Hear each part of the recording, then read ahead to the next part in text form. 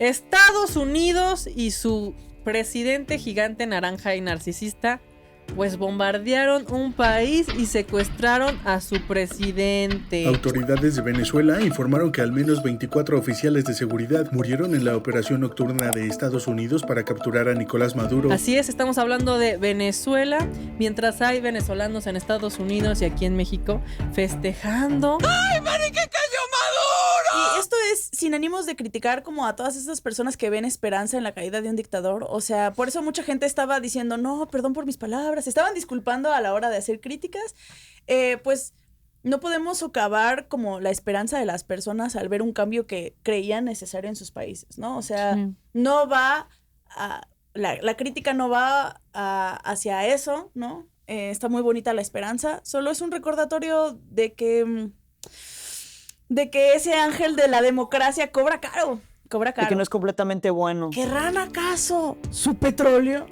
¿Tendrá que ver con que tengan las reservas más grandes de todo el mundo? No, Mar, buscan la libertad, buscan la libertad. ¡Viva la libertad, carajo! ¡Viva la libertad, carajo! Y para analizar y deglutir este tema, tenemos un invitado muy especial. Por primera vez se va a quitar la máscara aquí en vivo, en este espacio, en Tecito de Calzón. Al fundador de los estudios de investigación anticomunista, el joven Lucio. ¡Un aplauso! ¡Bienvenido a Tecito de Calzón! No, pues muchas gracias por invitarme y al Centro de Estudios Anticomunistas también. ¿Cuáles son tus credenciales, camarada? Pues el Centro de Estudios Anticomunistas empieza como un proyecto de arte y archivo. Yo estudié artes visuales y en algún momento me di cuenta que en la Guerra Fría Estados Unidos hizo mucho por cambiar el giro del arte mexicano, al punto que buscaron desestabilizar al muralismo mexicano a través de la OEA. Y leí este libro que se llama Haciendo el Arte Panamericano. Porque trajo sus Me encanta libros. que Trajo lo trae, libros. güey. Bien ahí, güey.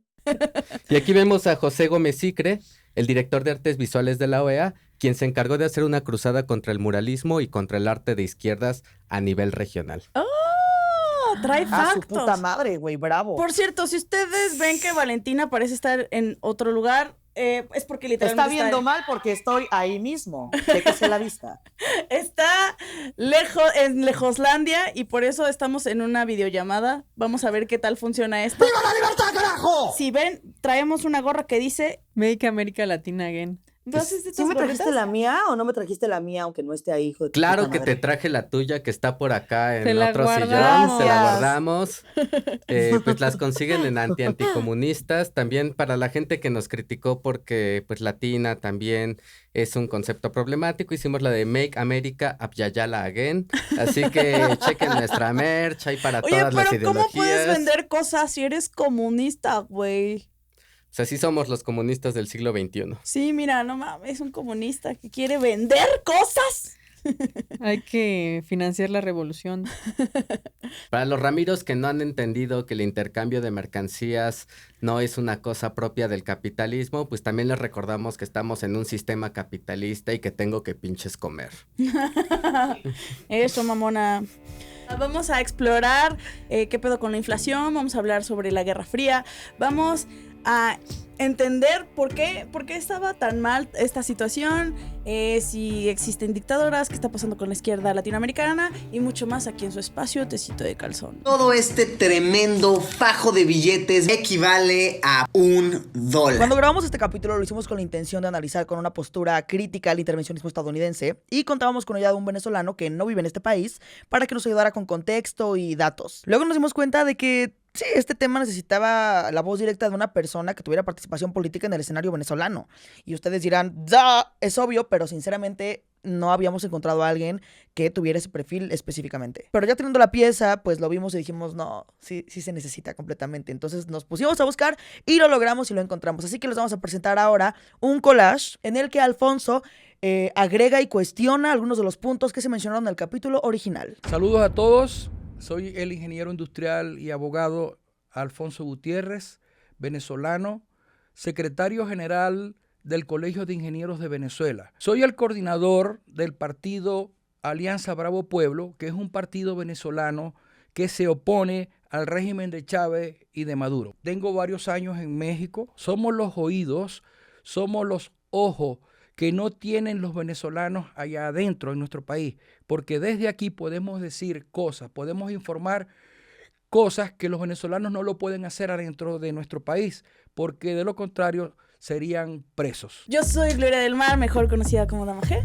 Yo soy Vale de la Cuesta, mejor conocida como Vale de la Cuesta. Yo soy Mariana Calva, mejor conocida como Herbívora Punk. Y yo soy Lucio, conocido como anticomunistas. A su puta madre, güey. Wow, gran username. No podemos discutir de la situación interna de Venezuela sin hablar del genocidio en Palestina, sin hablar del asesinato de 100 lancheros en el Caribe y sin hablar del bombardeo y el secuestro de un presidente por Estados Unidos. Todo eso es inaudito.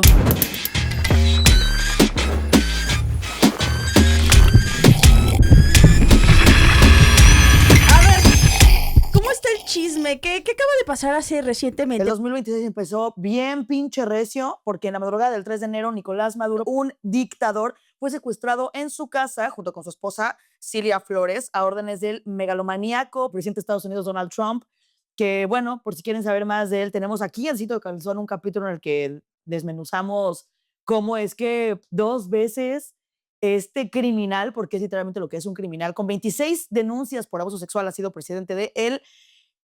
País con mayor potencia militar del planeta. Los cubanos tienen un proverbio que dice, del lobo aunque sea un pelo. Nosotros no queremos defender ni tenemos por qué defender a Trump. Estamos convencidos de que es un delincuente y que es un imperio.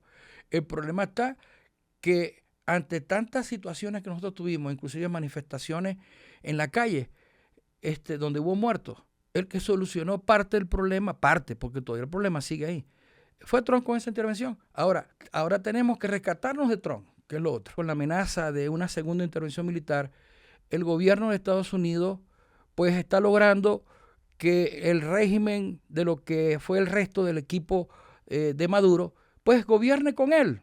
Y nosotros no queremos eso. Nosotros queremos es que los venezolanos vayamos a unas elecciones, que tengamos un presidente electo y que tengamos un gobierno por los mismos venezolanos. Vamos a romper el hielo. ¿Ustedes creen que Maduro sea un dictador? Sí. Obvio, güey. Bueno, yo quisiera decir que Angela Merkel duró 16 años en el poder, Netanyahu lleva 15, que es un año más que Maduro, y en periodos diferidos duró 18. Así que si vamos a hablar de tiempos, preferiría empezar hablando de ellos. Es importante resaltar que la duración en el poder de las dictaduras no es la única característica que los identifica. Hay otras características, por ejemplo, el irrespeto total al ordenamiento jurídico propio de cada país. En Venezuela no se respeta la Constitución bolivariana de la República de Venezuela. Tampoco se respetan los tratados internacionales, pero además de eso se convierten en estados en el poder que concentran tanto poder que llega un momento que controlan todas las instituciones pilares de la democracia y pasan de una democracia inclusive aparente, pasan entonces a una dictadura y después se quitan la careta. Siguen con la corrupción, siguen con la persecución y siguen con la muerte de todo el que piense distinto al régimen. Más de 15.700 detenciones arbitrarias por motivos políticos en Venezuela desde el 2014. La fuente fue Amnistía Internacional y el Foro Penal, que es una ONG. Informes de la ONU documentan tortura, persecución política y detenciones arbitrarias sistemáticas. Esas son las características más evidentes de las dictaduras, incluyendo a la dictadura tanto de la que comenzó Chávez, porque el régimen de Maduro es una continuación del régimen que ya había comenzado Chávez. Un régimen que tiene 27 años. Entonces está bien cabrón cómo Estados Unidos tiene problemas con ciertas dictaduras. Sí, con las que él no aprueba. No nos debería sorprender porque en Chile en 1973 pues derrocaron a Salvador Allende, que era un presidente legítimo, pero lo interesante, o sea, también a Panamá la bombardearon en los 90s, o sea, de hecho este bombardeo a Venezuela es el segundo bombardeo que hace Estados Unidos en un país latinoamericano, pero lo que sí es verdad es que antes por lo menos nos lubricaban la situación con una película de Rambo o lo que sea, ¿no? Y ahora básicamente ya pues les valió como todo el protocolo, ya no hay caballerosidad de la invasión. En Rambo él se une a ISIS, ¿no? Para ayudarlos. Ah, ¿traes una portada de Rambito? La voy a abrir en este momento. ¿Qué es? Y que se desintegre, una ¿no? revista de Mad. Amo Mad, güey. Es mi infancia, la lectura de Mad. Mis hermanos coleccionaban Mad en inglés. Como yo no entendía inglés, pues veía solo los dibujitos. Deslumbra cómo brilla. Pues sí, Estados Unidos lleva mucho tiempo haciendo algo que conocemos como poder blando, que a diferencia del poder fuerte, que es literalmente intervenir con fuerza militar, también interviene con una cultura y una potencia, que es Hollywood. Hollywood es su maquinita de colonialismo, en donde constantemente nos ponen a que ellos son los únicos que podrían salvarnos de una invasión alienígena. Y Sobre todo zombie. Will Smith. La gente ve eso y dice, no, pues constantemente yo veo en la tele que nos salvan de los aliens, que nos salvan de todo y pues, Deben nos van ser a los salvar buenos. de nuestros dictadores. Dictadores. Va a llegar la Roca en helicóptero a salvarnos a todos, güey. Sí, bueno, pues hay varias veces que la historia se repite, pero ahorita con Reagan y Donald Trump hay muchos paralelismos. Por ejemplo, en el contexto de la invasión a El Salvador, mucha gente tenía carteles que decían, si te gustó Vietnam, te va a encantar El Salvador. Y ahorita pues básicamente podemos decir, si te gustó Medio Oriente, te va a gustar Venezuela. Verga.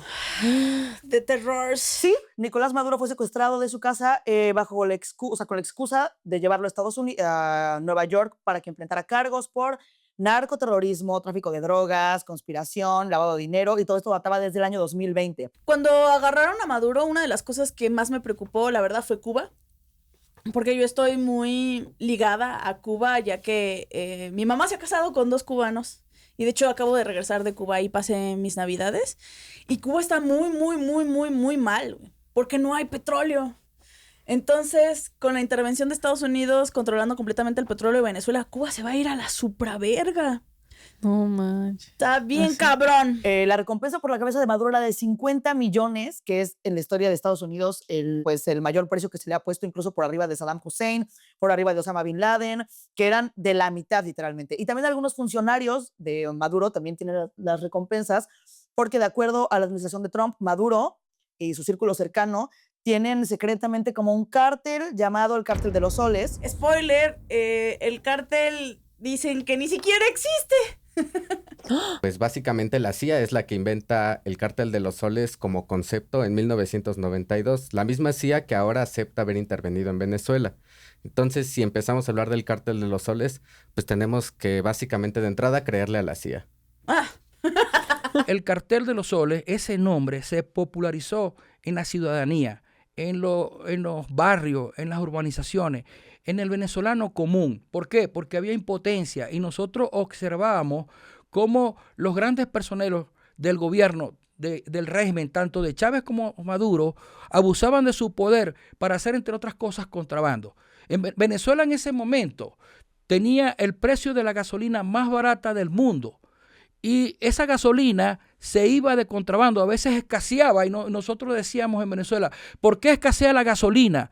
Porque se la estaban llevando de contrabando los mismos funcionarios del gobierno para Colombia, para Brasil, para las islas del Caribe. Esos mismos funcionarios del gobierno traficaban con cocaína, como por ejemplo los sobrinos de Cilia Flores. Cilia Flores es la primera dama de la República en Venezuela, hasta que se produce la extracción militar de Maduro. Uno de los casos documentado sobre tráfico de cocaína hacia Estados Unidos son precisamente de sus sobrinos, los sobrinos de Cilia Flores, Efraín Campos Flores y Franklin Flores de Freitas, que en el 2015 fueron atrapados con un cargamento de cocaína en los Estados Unidos. A esos funcionarios, muchos militares, el venezolano los llamó el Cartel de los Soles. Pudo haber sido tomado luego por la CIA o por Trump o por el gobierno de Trump para magnificar con retórica las actuaciones negativas de Maduro, pero la Fiscalía estadounidense retiró esa palabra de su acusación.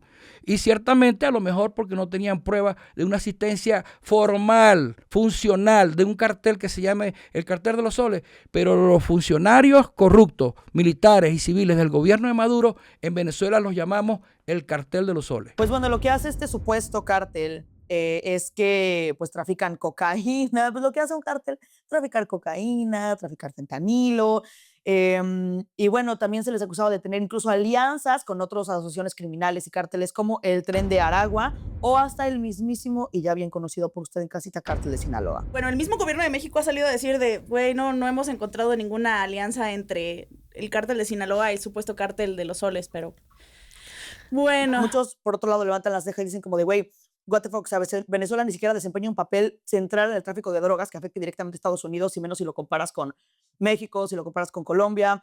Entonces, ¿por qué tan enseñados como con ese güey en particular? Y otros también señalan como que es muy hipócrita que hace nada habían indultado al expresidente de Honduras, Juan Orlando Hernández. ¿Habían escuchado de Juan Orlando Hernández? Que le dieron 45 años de cárcel por ser culpable de narcotráfico, y luego Trump lo sacó así como de que porque había sido víctima de persecución política. La misma Corte Federal de Estados Unidos condenó a ese vato y de repente Trump dijo, no, pero no, pobrecito, seguro solo fue persecución política, porque curiosamente está en un partido que él, pues, es aliado de, ¿no? Y lo suelta una semana antes de que entre a Venezuela para agarrar al señor Maduro. Sí, bueno, lo sorprendente no es que haya indultado a un narcotraficante y que al mismo tiempo esté inventándose una retórica de narcotráfico en Latinoamérica. Lo sorprendente es que nos sorprenda. En 1996, Gary Webb, un periodista norteamericano, publicó Alianzas Oscuras, que era una investigación donde demostraba cómo la CIA colaboraba con la contra nicaragüense para financiar la guerra contra el sandinismo, o sea, contra un régimen de izquierda que llegó pues democráticamente. Y unos años después, en 2004, después de ser totalmente vilipendiado por los medios y peluceado por todos lados, fue suicidado. Es que algo bien Lo curioso es que suicidaron. Estados Unidos genuinamente tenía en el comunismo el perfecto chivo expiatorio, y en el momento en el que ya hay como más, todo el mundo es así como, güey, ya son ideas, déjalo ir. Dijo, necesitamos un nuevo narcotráfico. Y entonces ahora toda su persecución de todos sus enemigos políticos proviene justamente de inventarles a todos como cosas del narcos, y todo el mundo le vas a encontrar el narco porque, sorpresa, está metido en todos lados, está aquí, está en las raíces de todas las cosas. ¿Cómo no vas a encontrarlo en todos lados, no? Y aparte que se preocupen más por sus zombies enfentanilados ahí en las calles. Pues bueno, el secuestro de Maduro fue señalado por muchos de ser pues lo que sí es, que es ilegal, y representa una amenaza extrema al derecho internacional, porque le recuerda a todo el mundo una vez más que Estados Unidos es tan megalómano como su presidente. En 1823, el presidente James Monroe dijo que América era para los americanos. ¿Pero a qué se refería eso? Pues a que estaba apoyando a la independencia de diferentes pueblos en América. Pero en algún momento lo tergiversaron un poco y dijeron, no, mejor que América sea para los gringos. Eso se conoce como la doctrina Monroe, y la razón por la que lo mencionamos es porque últimamente Trump ha estado invocando mucho, no, la doctrina Monroe, así. Dated to the Monroe Doctrines, and the Monroe Doctrine is a big deal. Hay que respetar ese acuerdo de hace 200 años. Sí, de que hay que luchar por la libertad y que este es nuestro pueblo. O sea, originalmente surgió como una idea antiimperialista. Sí, porque pues Latinoamérica estaba llena de colonias europeas, güey. Y era así como, no, güey, esto está mal. Está mal porque pues son colonias de otros lados que quieren explotar los recursos, ¿no? Está mal si lo hacen otros, está bien si lo hacen ellos. La estrategia de seguridad nacional norteamericana se actualiza cada cierto tiempo, y justo a la doctrina Monroe recientemente se le llama doctrina Donroe por Donald Trump, porque Trump acaba de actualizar la doctrina de seguridad. ¿Le puso su propio nombre? No le puso, Güey. popularmente se le menciona así, pero el punto es que actualizó que Latinoamérica es un territorio estratégico, y básicamente declara que va a empezar a darle importancia a Latinoamérica, que las intervenciones que antes hacían en Medio Oriente o en otros continentes las van a empezar a hacer en Latinoamérica. Ya no nos vamos a ir tan lejitos. Si aquí también tenemos petróleo. Ay, no. Pero es que, bueno, todo esto empezó a crecer, bueno, lo que antes era anti-imperialismo, anticolonialismo, luego empezó a ser así como de, no, pues, creo que nosotros somos los que buenos, sabemos. ¿sabes? Entonces, si Latinoamérica lo hace mal, yo tendría que llegar con mi mano santa estadounidense a decirles, no, lo están haciendo mal, niños, mal, ¿no? Sí, y aparte Estados Unidos nos ve como su patio trasero en donde puede hacer y deshacer y ocultar y... Pero neta, de que ha metido su cucharota, la En metió, todo. o sea, literalmente había una operación llamada Operación Cóndor, que nuestro invitado sabe todo sobre eso. Ilumínanos, invitado. Popularmente se conoce como esta digamos, cooperación militar clandestina que hubo entre gobiernos, dictaduras. Por ejemplo, Stroessner duró 35 años en el poder, lo puso a Estados Unidos y ya hasta que era un viejito ya pues funado en todos los países del mundo, es que Estados Unidos dijo, bueno, igual y si es un dictador. Entonces, pues básicamente todas las dictaduras anticomunistas latinoamericanas que llegaron por regímenes militares apoyados por Estados Unidos se unieron para hacer un plan para perseguir a, pues, disidentes políticos en todos los países. O sea que si eras de Argentina y te ibas a Chile, la policía chilena te empezaba a investigar y te agarraba y te metía a cárceles y después te mandaban a Brasil y de pronto desaparecías. Entonces a esta coordinación transnacional se le llamó Operación Cóndor y la descubrió justamente un maestro que se llama Martín Almada, paraguayo, que en algún momento como que empezó a sospechar que cuando lo metían a la cárcel, pues le hablaban en acento chileno, uruguayo, y dijo, no, pues qué pedo, ¿no? Aquí ya está pasando algo. Aquí Y hay eventualmente, pues por empezar a investigar y demás, llega una bodega con 4 toneladas de documentos donde estaban básicamente los archivos de la CIA demostrando que la CIA recibía todos los documentos de las dictaduras.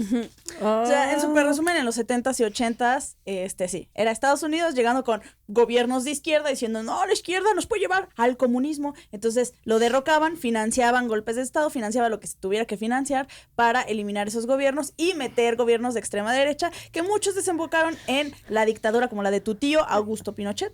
En Chile. En Chile, ¿verdad? Muy horrenda. Pero básicamente eso pasó en prácticamente todos los países latinoamericanos. Menos en Costa Rica. Y la Guyana francesa. Pero básicamente... Pero pues esa sigue siendo casi colonia, ¿no? Pues sí, y básicamente todos los países latinoamericanos tienen una historia así. En México es súper sabido que... Con el PRI colaboraban. Por supuesto. O sea, ellos... se sabe que ellos participaban directamente en la Guerra Sucia. En la Guerra Sucia. O sea, literalmente el presidente... ¿Cómo se llama este vato que fue el de del 68? Díaz Ordaz. Ese güey era un infiltrado de la CIA. Tenía todo y su nombre... Su nombre es secreto y también su hermano, güey. Sí, de y López Echeverría Mateos. después fue el presidente. Pero justo de López Mateos a Jolopo, a José López Portillo, pues básicamente todos fueron informantes de la CIA. Por supuesto, por La supuesto. operación No Litten. mames, güey.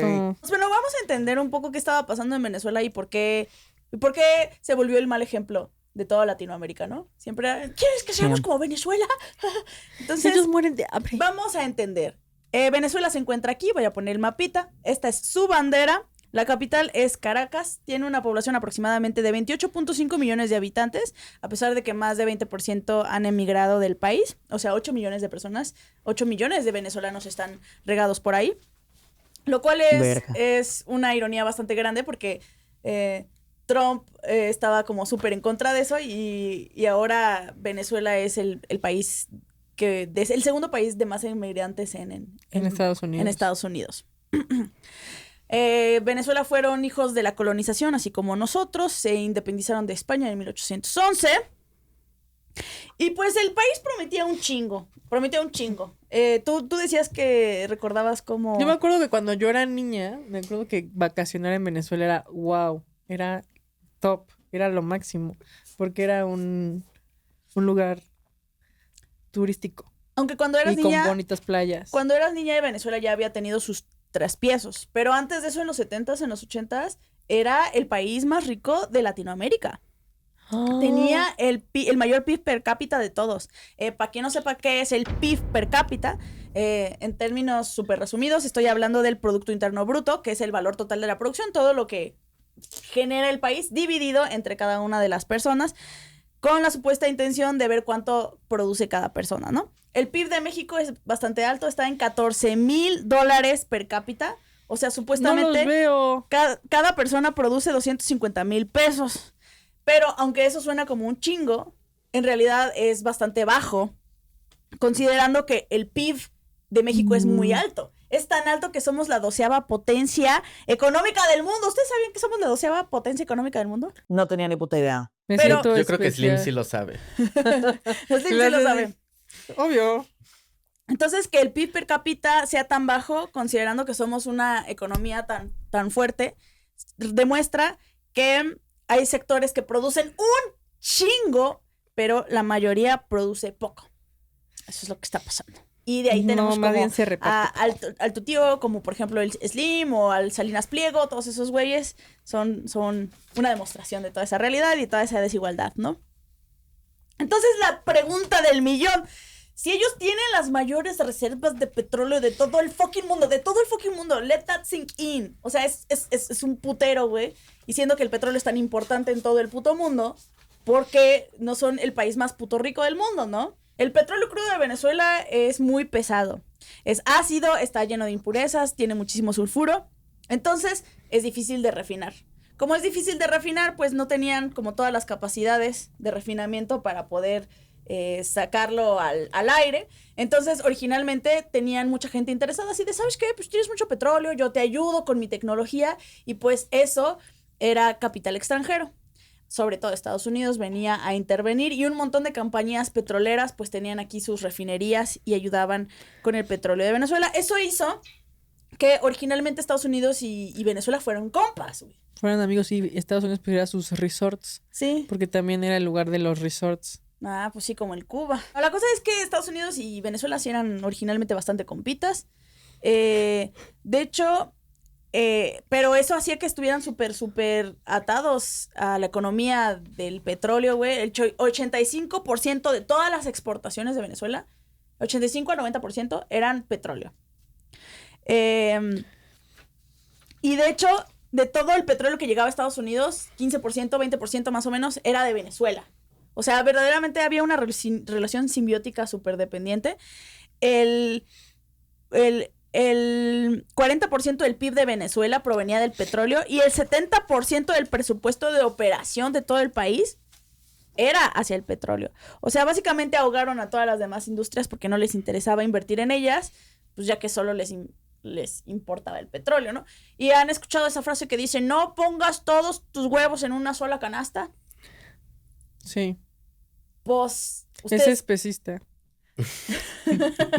Si tú te metieras en el mundo de las inversiones y solo decidieras invertir en la compañía de tu mamá, pues estaría muy riesgoso porque solo es una compañía, ¿no? Y aparte... Es que yo tengo fe, Mar. Yo perdí... 99% fe. Yo perdí más de 100,000 pesos invirtiendo en una compañía de mi mamá que valió ¿qué? O sea, tu ejemplo fue Fue por una real. experiencia. Sí. O sea, te proyectaste a Miguel, que es diferente. Me proyecté. No, pero bueno, básicamente cuando... Dio un ejemplo de que ella hizo. El ejemplo es para cualquier persona que está interesada en invertir en las bolsas de valores, recomiendan que no inviertas en una sola. O sea, te recomiendan que tengas un portafolio de 15 a 30 empresas y que no solo varíe el tipo de empresas, sino también el país, el giro, el tamaño, ¿no? Estas son buenas prácticas de inversión. Bueno, pero me estoy saliendo del tema. El punto es que Venezuela dependía y depende enormemente del petróleo. Pero ¿por qué no lo dejan depender de otra cosa? Sí. Están obsesionados con su petróleo. Pues sí, vamos a hablar más adelante de cómo y por qué no han arreglado este problema. Pero el punto es que para los 70s el precio del petróleo estaba muy alto, muy alto. Entonces eso hizo que otros países dijeran, ¿sabes qué? Pues esto no me está conviniendo mucho, creo que necesitamos buscar nuestras propias reservas, creo que deberíamos buscar tecnología que haga que el petróleo que usemos sea más eficiente para que con la misma cantidad pues dure más. Creo que deberíamos incluso invertir en pues tecnologías alternativas, ¿no? Un poco acá de paneles solares y cosas. Y para los 80s ya había cambiado la situación del mundo y surgió algo que en economía se conoce como glut, o sea, hubo exceso de oferta. Se ofrecía más petróleo del que se necesitaba. Y de la noche a la fucking mañana, como sucede en todas estas caídas de Wall Street. ¿Alguna vez vieron esas caricaturas en donde se caía la bolsa de valores? Ajá, y se lanzaban de la ventana. Y el edificio estaba en llamas y todos traían su ropa en forma de barril que cargaban con unos... Sí. Y que igual nos pasó en México con el boom petrolero en los 80s con José López Portillo, que empezó con el boom petrolero y acabó llorando diciendo que defendería el peso como un perro. O también pasó con el efecto tequila del 94, en donde sale Salinas de Gortari, sale Salinas, que gasta todo la casa por la ventana, a pesar de que todo el mundo le dijo, oye, no gastes tanto, pero pues gastó todo para que se saliera con bombos y platillos, y cuando llega el pobre Cedillo, llega y así, ¡pum!, se cae la economía. Así, creo que no pasaron ni 10 días. Juventud de liderazgo. No pasaron ni 10 días y se cayó la economía en el 94, ¿no? La cosa es que de la noche a la mañana se desplomó el precio del petróleo, pasó de $40 por barril a tan solo $10, y entonces la nada diversificada economía de Venezuela pues valió verga, ¿no? Y que de hecho está chido el símil que haces entre Salinas y lo de Venezuela, porque fue eso, en el segundo periodo de Carlos Andrés Pérez, fue que se desploma la economía de Venezuela y que llega el Caracazo, que es un movimiento social que casi en paralelo a que México estaba entrando en la deuda por el salinismo en el 94, pues también el Caracazo en el 89, pues también era un movimiento, un estallido social de que la gente ya no soportaba como pues la deuda con el FMI, por ejemplo. Sí. Generó una inflación, una deuda insostenible. Y entonces de repente voltearon y dijeron, no mames, estamos en la popó. Y voltearon a buscar un rescate financiero al FMI, que es el Fondo Monetario Internacional. Dijeron, por favor, ayúdenos a salir de la mierda. Y entonces el Banco Internacional dijo, bueno, pues el Fondo Internacional dijo, pues va. Pero pues obviamente todo esto venía de medidas de austeridad fiscal, como disminución de subsidios, incremento de impuestos, tasas de interés altas, se devaluó la moneda, y como pues la gente en realidad no sabe qué está pasando, tú solo ves que de repente te corren de tu trabajo, ya no te alcanza, entonces te enojas con el gobierno, obviamente, y entonces empezaron las protestas así, ¿qué está pasando? ¿Qué está pasando? Es culpa de que nos roban el dinero, ¿no? Que en parte sí, porque uno de los problemas más grandes del petróleo es que dependían tanto de eso que todos los sistemas de criminalidad pues se vuelven instituciones muy sólidas y se quedan ahí para siempre. Pero el punto es que la gente no veía eso, entonces simplemente dijeron, pues es culpa del gobierno, siempre es culpa del gobierno, ¿no? Se sabe. Aunque no entiendan los problemas de la realidad material que está sucediendo, entonces empezó a germinar una sensación súper antigobierno, nos caga el gobierno, que se vaya a la verga el gobierno, necesitamos una revolución, y fue en esa necesidad de revolución que se coló un muchachito llamado Hugo Chávez. Intentó un golpe de estado en 1992, valió queque, lo metieron a la cárcel, estuvo 2 años en la cárcel y eventualmente logró salir y llegar al poder democráticamente en 1999, y ahí es cuando empieza el chavismo. El chavismo. Sí, pues en el primer intento de golpe de estado de Hugo Chávez, el régimen comete un pésimo error. Hugo Chávez dice, va, yo me voy a rendir, no voy a llevar a pues mi gente a las armas, como hizo el zapatismo en el 94 cuando deponen armas, pero dice, lo único que quiero es que me dejen hablar en televisión nacional, y entonces ahí dice algo muy sencillo, pero pues crucial, que es, en esta ocasión no lo lograremos, dejando abierta la puerta a que volvería. Y en efecto volvió. I'll be back. Curiosamente, Hugo Chávez nace en 1954, que es un año muy especial para Venezuela y para el anticomunismo, porque en 1954 se hace la primera reunión de la OEA internacional y se firma la Declaración de Caracas, donde básicamente Estados Unidos lidera a varios países para pues pedir que su doctrina de seguridad anticomunista sea adoptada por todos los países del hemisferio, y es la antesala básicamente de la invasión norteamericana a Guatemala, que también se da en el mismo año. Y pues está, por ejemplo, esta caricatura, que ya pondrán ustedes en grande, en la que un caricaturista de nombre Facha, por cierto, tiene sobre un tapete que dice Caracas, América Latina tirando el comunismo a la basura. Y fue justo cuando nació el Chávez. No existen las consecuencias, amigos. Las coincidencias. Las coincidencias no existen. Todo está conectado. Y pues bueno, el gobierno de Chávez mantuvo una ideología antiimperialista, o sea, anti-Estados Unidos. Y en 1999 redactó una nueva constitución y estableció un modelo político de corte socialista. ¡No! Malas palabras. Y eso no le gustó a Estados Unidos para nada. Pues no. Dijo, no, eso me suena a derechos humanos. Eso me suena a que nos van a despojar a la élite de nuestras pertenencias y de nuestros medios de producción. Sí. Eso me suena que van a llegar es la intención. Eso me suena que van a llegar a mi casa y me van a decir, me van a quitar los zapatos y se van a comer el pan. Y me van a decir, compártelo con tus vecinos, y voy a tener que compartir mis calzones con mi vecino. Yo no quiero darle de comer al hambriento. Y pues bueno, todo esto se llamó Marea Rosa, ¿Qué es la marea rosa? Pues es como... ¿Y por qué no roja? ¿No? Es como... Pues es que es como marea comunista, pero leve, ¿no? Así tenue. Sí, levesona, ¿no? Empezaron a surgir muchos gobiernos que estaban buscando, pues que tenían orientaciones más izquierdosas, pero es rosa porque eran pues izquierdas más moderadas que... Sí, no era así, bueno, no radical, sino... comunismo puro y Era duro. como leve. Era leve. Era levesón. Sí.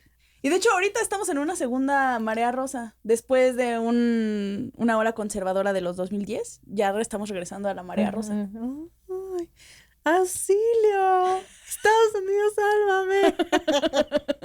Que me lleva la corriente. Que de hecho, vieron que a Andrés Johnson se lo quemaron bien duro porque hizo una broma así de, Sí, pero yo no vi la broma. ¿Qué dijo? pues básicamente hace de broma así como, ay no, Estados Unidos nos va a intervenir, qué mal, como si estuviera como cool porque van a llegar los guapos o van a llegar...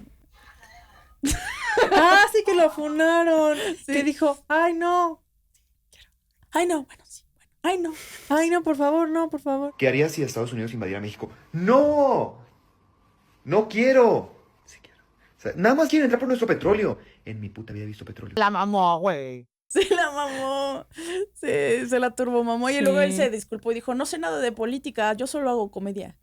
Y eso es lo más cabrón, güey, que la verdad es que la comedia sin política es muy peligrosa, güey. O sea, es un privilegio ser apolítico y una irresponsabilidad. Por eso es mejor no meterse, güey. Por eso si no sabes, mejor no dices ni verga, porque la cagas y vales pito. Pues es que es quien tenga miedo a la funa. Que no nazca. Que no nazca. O que no se abra TikTok. Que no se abra TikTok nunca. Esas cosas pasan. Pero es mejor que te funen por progre a que te funen porque eres un pendejo. Y además, muy probablemente a través de su funa, me imagino que ya entendió por qué es un comentario que, pues, igual y no está, o sea, que pues, no sé. Pues esperemos. ¡No quiero! Sí quiero. También, con todos los errores que han tenido los gobiernos progresistas en Latinoamérica, no llegaron de un vacío político. O sea, si pudo llegar la izquierda después de décadas de estar funado el comunismo y toda cosa progresista por Estados Unidos y por sus secuaces, pues llegan los gobiernos progresistas porque hubo dictaduras, porque el neoliberalismo ya tenía toda la gente en la pobreza y porque básicamente pues la gente no veía otra opción que un régimen y una narrativa distinta.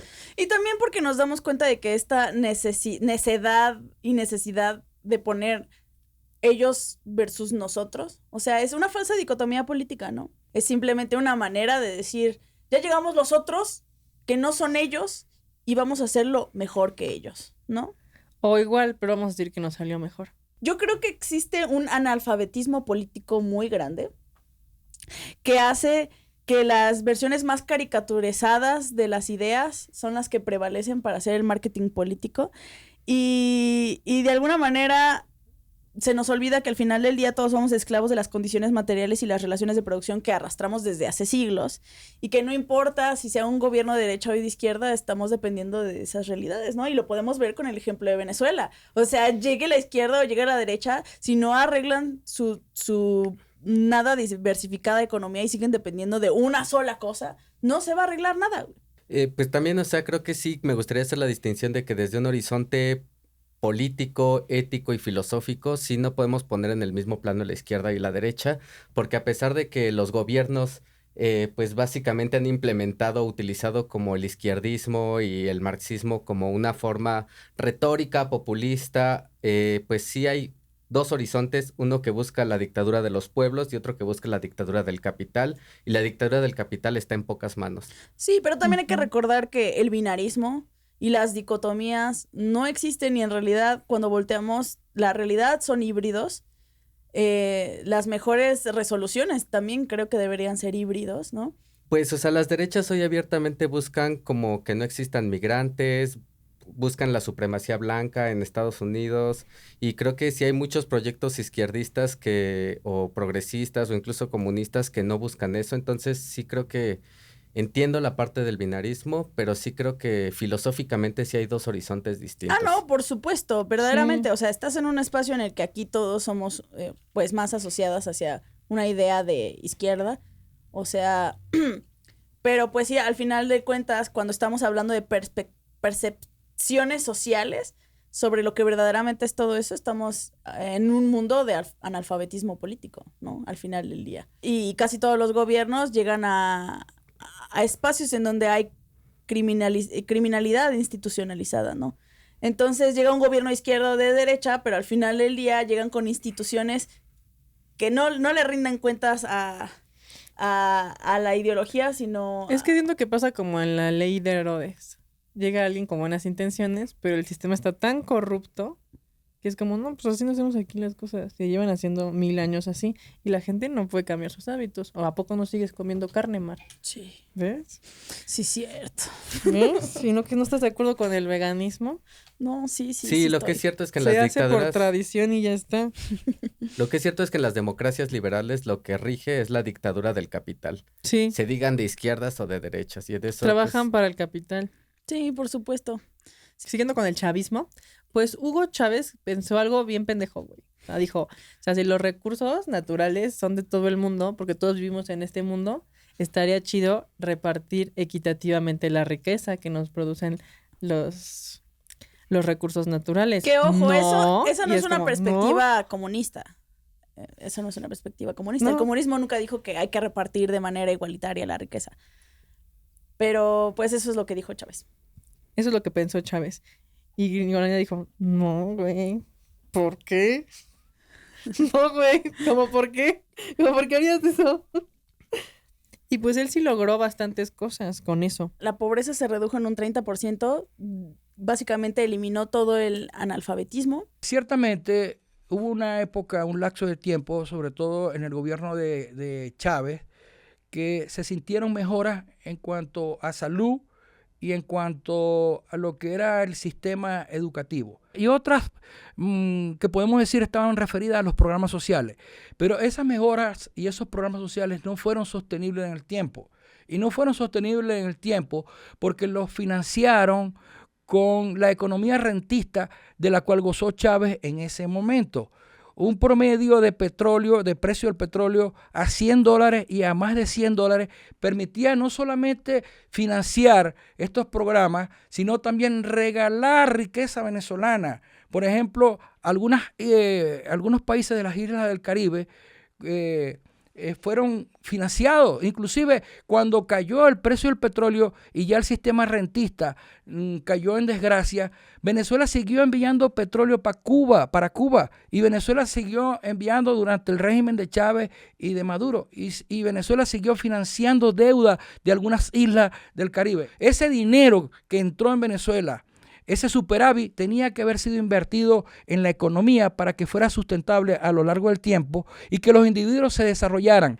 Se construyeron unos ambulatorios que pareció que era un paliativo al sistema de salud, pero se descuidaron los grandes hospitales. El seguro venezolano, el Instituto Venezolano de los Seguros Sociales quedó totalmente descuidado, destruido. Los grandes hospitales, el Hospital Universitario de Maracaibo, el Hospital Universitario de Mérida, esos hospitales quedaron sin implementos médicos, sin mantenimiento de los equipos. Los médicos se fueron de Venezuela en su gran mayoría. ¿Por qué? Porque les pagaban $5 y $6 en promedio mensual. Esa es la situación de la salud en Venezuela, y esa situación no ha sido puntual, esa situación permanece en este momento. Sí, de hecho metió un montón de doctores cubanos que eran bastante expertos en varias áreas. Es que los doctores no son los mejores, ¿no? Pues en su momento tenían un nivel de educación bastante alto. Yo no creo que eso siga siendo verdad porque ya se atrasó mucho lo que usa Cuba. O sea, ¿de qué te sirve que sea muy buena esa educación si no tienen buenos laboratorios para explorar, ¿no? Si no tienen acceso al internet, si se quedan atrás en todas las tecnologías que ayudan a la educación. Pues por eso son más chingones, por la astucia, por el ingenio. Es lo que pasa cuando meten a alguien que tiene un chingo de calle, que es como, no, es que todo esto lo hacemos con este método, y dicen, no, mira, yo lo hago con estos palos y con esto, y que tienen un buen de ingenio y hacen las cosas mejor. Genuinamente no creo que eso ni siquiera pueda ser parte del futuro cercano de Cuba, porque ahorita, después de la pandemia, sucedió el éxodo más grande en toda la historia de Cuba y básicamente se fue el tercio de toda su población. ¿Y quién se fueron? Todos los jóvenes, toda la gente más privilegiada y toda la gente que tenía más La accesos. gente que podía eso. Sí, anda dura la situación de allá. Pero bueno, Y de hecho hasta la ONU acaba de votar porque le quiten el bloqueo a Cuba, señalándolo como un crimen a los derechos humanos. Sí. Y los únicos Sí. que votaron en contra fue Estados Unidos, Israel y Paraguay. Paraguay. Israel siendo el Igor que va detrás de Estados Unidos. Sí, papá, ¿verdad que sí? Ay, eso hay que decirles, tú diles. Diles, ¿verdad que nosotros somos mejores? ¿Y blancos? Bueno, comienza desde 1999 una política de misiones. Se planificaron programas que iban dirigidos sobre todo a captar voluntades en el pueblo, en el ciudadano. Una de las misiones recibió el nombre de Barrio Adentro y consistía en que traían cubanos, entre comillas, y voy a decir entre comillas porque no eran todos médicos, traían cubanos a Venezuela en un convenio donde por esta razón Venezuela entregaba en ese momento una cantidad promedio de 100,000 barriles de petróleo diario para que esos médicos y esos técnicos de salud y algunos técnicos deportivos llegaran a Venezuela y trabajaran para hacer crecer a Venezuela en esas áreas. La verdad es que muchos de esos ciudadanos cubanos no eran médicos, no demostraron sus credenciales ante la Federación Médica de Venezuela y eran operadores políticos que colocaron en los barrios para formar células que recibieron, por ejemplo, los nombres de consejos comunales. Y a través de esos consejos comunales hacían control social con, por ejemplo, la bolsa de la comida, el CLAC. El CLAC, ese nombre, con ese nombre los venezolanos identificaban la ayuda de una bolsa de comida, pero los que no tuvieran el carnet de la patria no tenían acceso a la bolsa de comida. Los que fueran contrarios al régimen de Maduro no tenían acceso a la bolsa de comida. Entonces hubo control político a través de los cubanos con los consejos comunales para conseguir lealtad política. Pero bueno, entonces decías que las políticas de Chávez al principio habían funcionado bastante bien, ¿no? Demasiado bien. O sea, al final de su mandato, la pobreza se redujo a la mitad. Un 50% menos pobres. Los programas sociales fueron utilizados como control social. Habían programas sociales como, por ejemplo, lo que allá en Venezuela se conoció con el nombre del CLAC. El CLAC era el nombre que recibía la bolsa de comida, que a través de los consejos comunales, que eran organizaciones que respondían a los intereses del gobierno de Chávez y de Maduro, pues a través de esas organizaciones que estaban en los barrios, en las organizaciones, en los estratos sociales más populares, aplicaban control social a cambio de lealtad política. El que estaba con el gobierno recibía la bolsa de comida. El que tenía el carnet de la patria, un carnet que tú tenías que sacar para demostrar que tú eras afecto al gobierno de Chávez y de Maduro. Y si no tenías el carnet de la patria, no recibías los bonos, que eran otro tipo de ayuda, y no recibías la bolsa. Inclusive hubo mucho miedo cuando anunciaron que el que no tenía el carnet, y eso fue una información que dejaron correr en aquellos momentos, que el que no tuviera el carnet de la patria ni siquiera iba a poder echar gasolina al tanque de su vehículo. La gente piensa que la prosperidad del chavismo provenía de Chávez, cuando en realidad proviene de una realidad material que fue coincidencia, güey. Porque justamente durante el chavismo el petróleo funcionó bastante bien. Subió. Volvió a tener un repunte, güey. Y la gente, qué bien lo está haciendo Chávez, cuando pues son realidades que son de una realidad material completamente externa a ellos, ¿no? Y eso es lo que pasa muchas veces. La gente dice, no, qué mal hizo el gobierno, no, qué bien hizo el gobierno. Y es así, recordemos que todos estamos atados a una realidad material, que está atado a una superestructura geopolítica, güey. Son cosas que van más allá de la autonomía de cualquier país, ¿no? Aunque sí es un diferenciador hacer programas sociales y no hacerlos, ¿no? O sea, si Sí. un poquito de lo que sale lo distribuyes, sí cambia mucho a si A que si te te lo lo quedas, quedas. si te lo clavas. No, sus intenciones estuvieron súper bien. El problema es que no tenía un balance fiscal, güey. Todo eso no provenía de que el mismo país produjera lo suficiente para poder pagar eso con los impuestos de las personas. Dependían completamente del gobierno. Y como todo eso dependía completamente del gobierno, Chávez, en lugar de cortar los lazos de la dependencia del gobierno, lo afianzó todavía más. Antes tenían 85% de dependencia del gobierno, cuando él se sale tenían un 95% de dependencia de petróleo. No, y además, y esto tampoco está aislado del contexto internacional. Recordemos que a Chávez lo secuestran y básicamente le intentan hacer un golpe de estado que apoya a Estados Unidos y pues que también empiezan a haber una serie de procesos geopolíticos que empiezan a tensar la propia situación de Venezuela, ¿no? Entonces, digamos que también el autoritarismo en el propio régimen chavista, así como en el cubano, no surgen de un vacío político, sino surgen también de una presión internacional que a veces soslayamos o hacemos menos como si no tuviera nada que ver. Sí, claro. Sí, claro. A la gente se le olvida. La gente dice, ven, fue culpa de la izquierda, güey. Yo creo que ni siquiera un sistema más capital, un sistema de extrema derecha podría sacar de la mierda el asunto de depender de un solo origen económico. Sí, y eso aplica para todas las izquierdas. Necesitamos una izquierda menos habladora y más económica. Y que hay que resaltar que no solamente fueron presiones desde Estados Unidos, también hubo presiones desde otros países que según su criterio, según su estado, sus personeros, pues en Venezuela se estaba desarrollando un régimen dictatorial que no respetaba ni la democracia ni las instituciones. Ahora bien, ahí estaba incluido dentro de esos países que también colocaron sanciones a Venezuela, el Canadá, el Reino Unido, Panamá. Ciertamente, antes que se arreciaran las sanciones, hubo una mejora en el sector salud y de educación en Venezuela, sobre todo en el gobierno de Chávez. Pero que a partir de 2014, 2017 y sobre todo 2019, cuando se arrecia lo que son las sanciones petroleras, pues la situación se agrava aún más.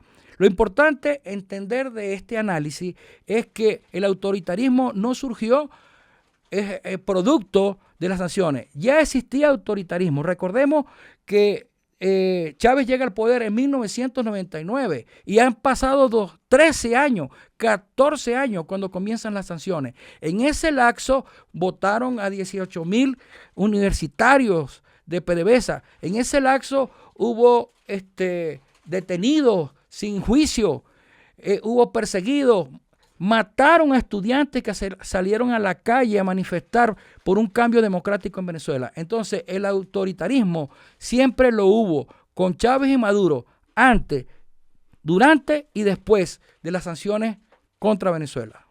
Cuando Chávez acababa de llegar al poder, ese vato decía que tenía una idea bastante, ¿cómo se llama?, fluida económica. Y de hecho, como no estaba tan bien el petróleo, pues hizo como muchas reuniones con inversores extranjeros. Y luego el petróleo está muy fuerte y ahí ya dice, sí, todos chinguen a su madre. Todos chinguen a su madre.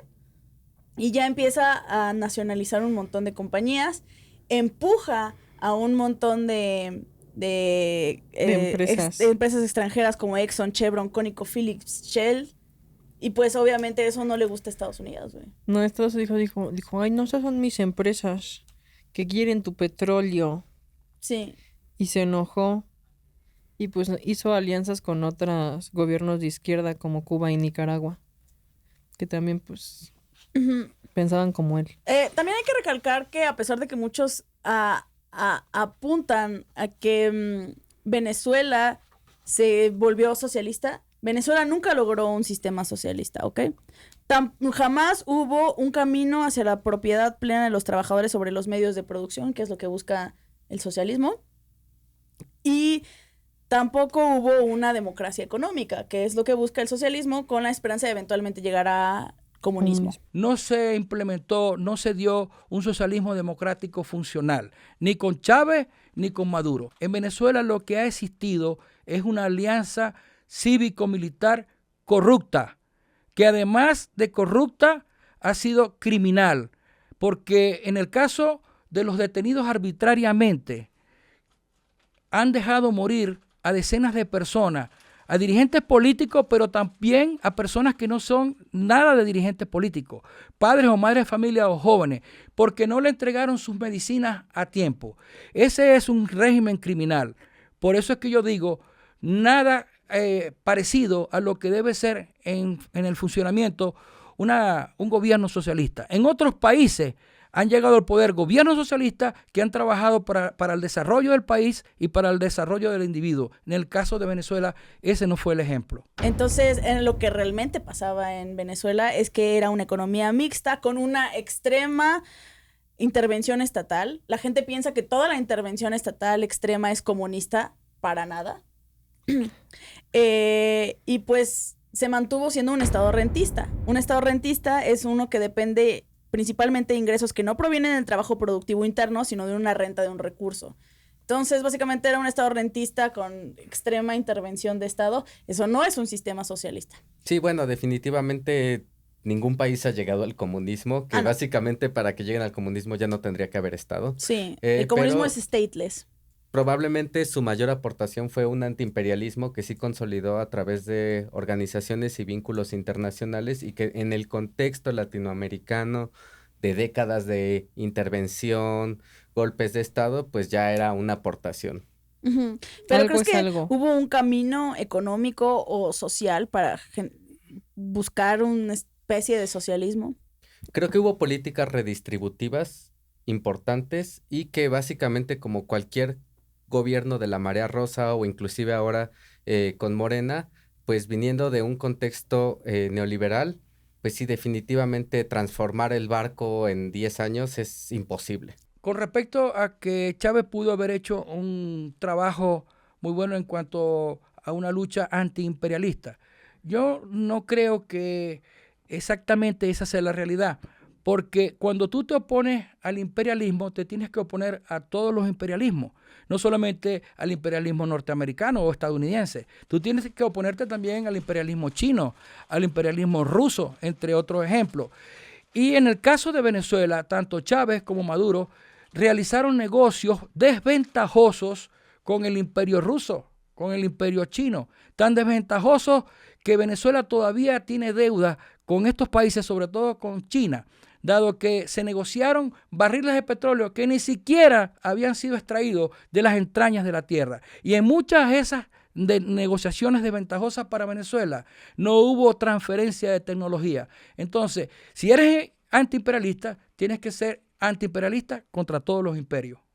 El hecho de que pensamos que la fuerte intervención estatal es inherentemente algo como comunista nos demuestra lo elusivo que se tratan los términos de derecha e izquierda, ¿no? Porque muchísimos países, porque esto que él hizo de generar muchísimos programas de salud es algo que tienen muchísimos países. Como Suecia, Dinamarca, Finlandia, Noruega. Ajá, que son considerados países de primer mundo. Y que ya no tienen cárceles. Que tienen educación universal, que tienen muchísimas redes de protección social, que están en el top de la calidad de vida. Y muchos se construyeron a partir de partidos de izquierdas, partidos socialdemócratas, que es justamente lo que se busca. Entonces, eso demuestra que no es... el problema no es generar... programas de bienestar social y tampoco el problema son los gobiernos de izquierda, ¿no? No. Que de hecho el estado del bienestar, el mismo Estados Unidos lo implementó en algún momento y pues básicamente es a lo que la ultraderecha llama comunismo cuando se implementa un mínimo de estado de bienestar en Latinoamérica. Porque el estado de bienestar seguía siendo un sistema capitalista, ¿no? Sí, desde una perspectiva comunista, ninguno de estos gobiernos ha dejado ni en intención de ser capitalista. Y pues no funcionaron las políticas de Chávez con la industria petrolera, hubo mucha menos intervención. Fue una mala decisión considerando que la base de que funcionaran sus sistemas petroleros involucraba intervención extranjera. No había el problema no es que lo saques, el problema es que no hubo un plan de cómo intercambiar esa dependencia. Era así como de, güey, tú usabas tecnología de refinamiento de Estados Unidos, si lo sacas, ¿cómo le vas a hacer, no? Y no hubo un cómo le vas a hacer. No hubo un buen plan de gobierno. Y también hubo mucha presión internacional, ¿no? Para desestabilizar Entonces, pues, nunca podemos ver como a los países analizando su situación interna sin contemplar las presiones externas. Entonces, con el tiempo, la reducción de ingresos, el exceso de gasto público, la corrupción, el ahogo del sector privado, entre otras muchas cosas, debilitaron y desestabilizaron la economía venezolana. Y la pregunta es, ¿fue Chávez un dictador? Valentina, ¿tú tienes alguna opinión al respecto? No, tengo mucha opinión al respecto. ¿Fue Eso. Chávez un dictador? Pues esto sigue siendo debatido. Objetivamente es cuestionable y es problemático que estuviera 14 años en el poder hasta su muerte. Incluso cambió el periodo de estadía normal de un presidente. Y pues la historia nos ha demostrado una y otra vez cómo cuando no hay alternancia de poder, pues el poder se va acumulando progresivamente hasta de alguna manera como desvanecer un poco la democracia, aunque siga habiendo elecciones. Como Sí. por ejemplo pasó en México, que durante 71 años gobernó el PRI. Y esto fue a lo que Mario Vargas Llosa nombró la dictadura perfecta porque pues, es un sistema en el que no tienes que militarizar el país para perpetuar el poder y puede seguir teniendo como una apariencia de democracia mientras al mismo tiempo perpetúa, controla y centraliza finanzas, sindicatos, instituciones, medios de comunicación, procesos electorales, genera censura, represión selectiva,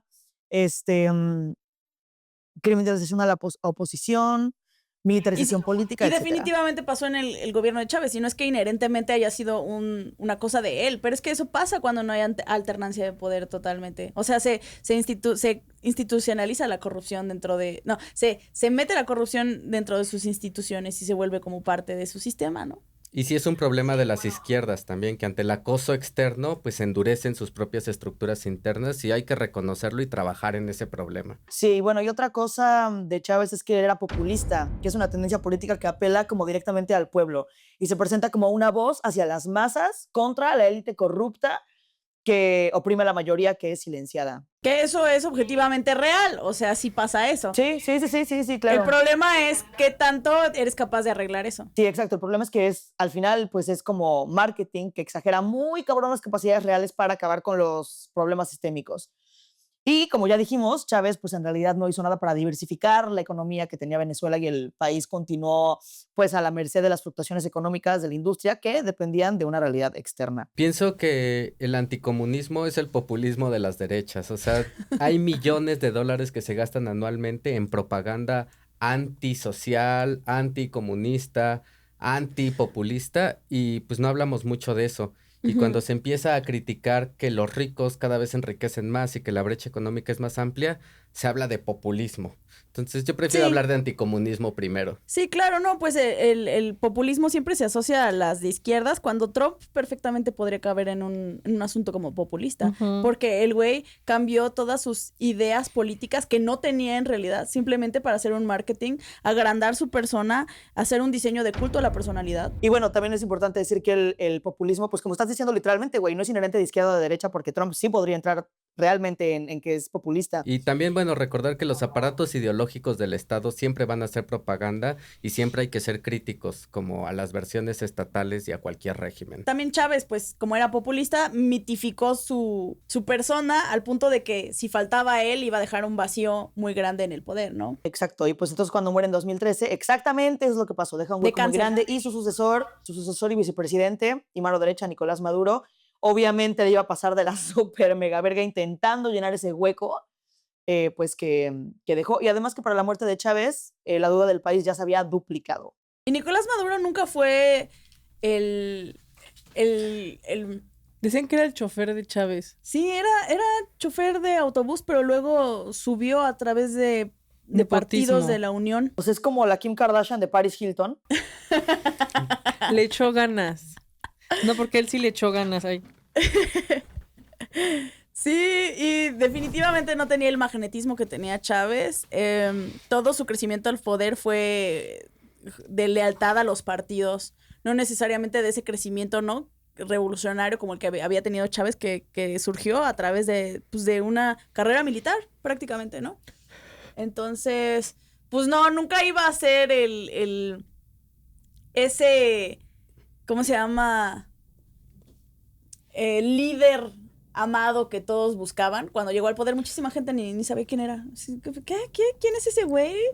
Lo dejaron casi como si fuera una monarquía.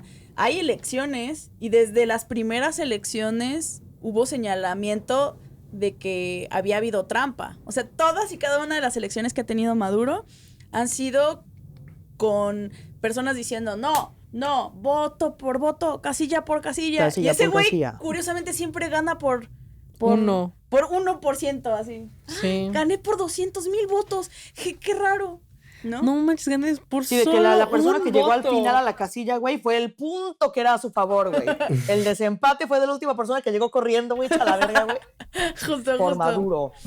Entonces, Maduro la verdad necesitaba un milagro divino del cielo para que toda la economía siguiera como estaba. Porque realmente al menor problema la imagen se iba a caer, ¿no? Sí. Chávez logró sostenerse a pesar de las caídas. Obviamente le fue muy mal durante el 2008, durante la burbuja de Estados Unidos, que obviamente afectó muy cabrón el petróleo. Pero este güey, al primer problema en el 2014, todo salado, se enfrenta al colapso de petróleo más grande que había habido hasta la historia, hasta estos tiempos. Empezaron a surgir un montón de países que decían, no, pues yo también quiero una tajada de pastel, y empezaron a ver, neta, muchas tecnologías de petróleo. Tenemos, por ejemplo, el petróleo profundo, que es banda neta perforando a 10,000 metros de profundidad para extraer petróleo. Tenemos arenas bituminosas, que son montañas de betún de petróleo, que antes no pelaban porque es súper difícil de refinar, pero pues tecnología. Y tenemos el fracking. Dilo con tu voz del diablo, por favor. Fracking. El fracking sí es el mero demonio. El fracking, no sé si habían escuchado del fracking. ¿Por qué está eso en la basura? Güey, es el puto perro demonio, porque estamos hablando de que se perfora de manera vertical y ya estando profundo se perfora de manera horizontal para sacar. Como le haces una manzana para fumar mota. Justamente, como cuando haces una manzana por fumar mota. Y causa el mismo daño. Causa mucho daño, porque básicamente eso termina contaminando bien cabrón mantos acuíferos, liberando metano, desestabilizando el suelo, dejando un impacto ambiental severísimo que generalmente no hace nada. Pero aparte está muy cabrón, porque imagínate, yo compro este terreno, es mi casa, hago fracking, me voy hasta el fondo, me chupo con mi popotito de maldad el petróleo de todos los terrenos aledaños, dejo una contaminación horrible, expropié todos los recursos de todos. No vuelve a crecer nada en esa tierra. No vuelve a crecer nada, todos chingaron a su madre, y yo lo hice desde neta mis 60 metros cuadrados, güey, o sea. No te pases desde mi torre fucking más diablo. lejana. Sí. En Wall Street. Entonces, todas estas nuevas tecnologías de petróleo generaron otro glut que ya les había explicado, que era como que había ya sobreoferta de petróleo. Y entonces de repente se fueron al suelo los precios del petróleo, otra vez bajó como 4 veces y ¡pum! La economía se empezó a ir a la supraverga. Pues más que de petróleo de Maduro, o sea, también recordemos que los bloqueos de Estados Unidos en Venezuela empiezan en 2006, se recrudecen en 2015, que además pues con el chavismo y como dices, sin tener al animal político hipercarismático de Chávez, pues estaba más difícil. Ajá. Y pues en ese contexto, pues sí la tenía más dura, y además también el hecho de que pues las elecciones no sean validadas por instituciones como la OEA, que sí han validado históricamente procesos como la invasión a Guatemala, pues tampoco es como una garantía, ¿no? Eso, lo que tú dices, el hecho de que Chávez fuera un personaje más débil a perspectivas internacionales hizo que Estados Unidos se envalentonara, ¿no? Porque Maduro. Porque con Chávez, pues la gente lo quería mucho, tenía mucha validez internacional del propio Latinoamérica. Maduro no. Entonces, Estados Unidos dice, pues vamos a meternos por ahí, ¿no?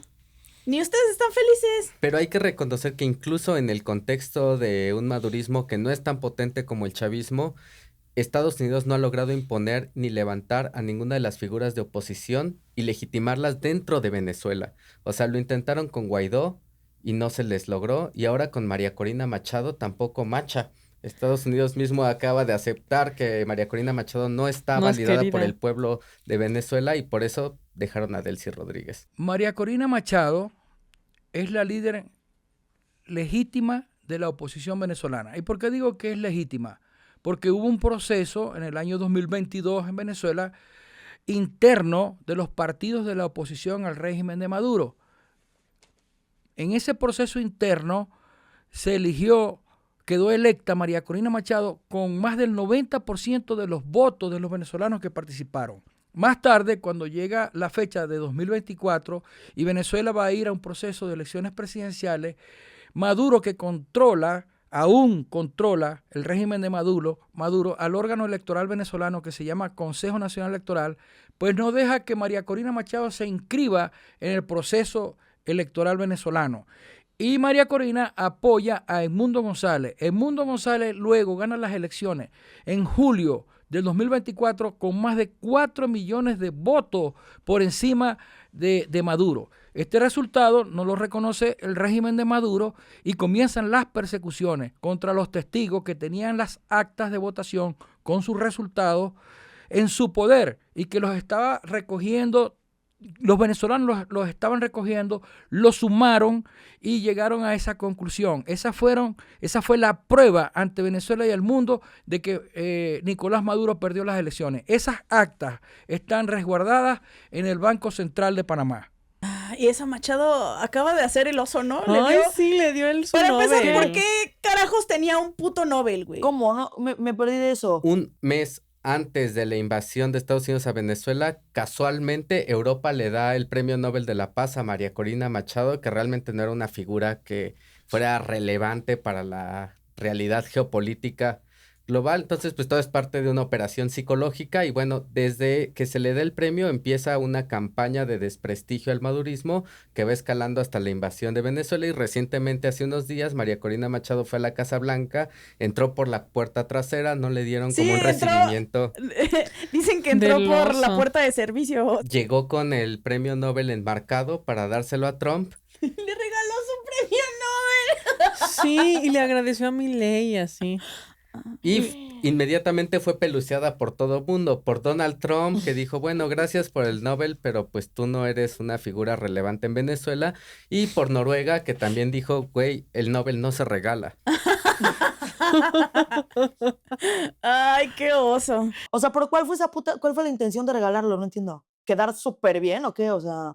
Pues sí, que posicionarse como la posible líder de oposición en el régimen que Estados Unidos impusiera en Venezuela. Y recordar también que la última vez que se regaló un premio Nobel, se lo regaló un escritor a Joseph Goebbels, que era el ministro de propaganda nazi. Sí.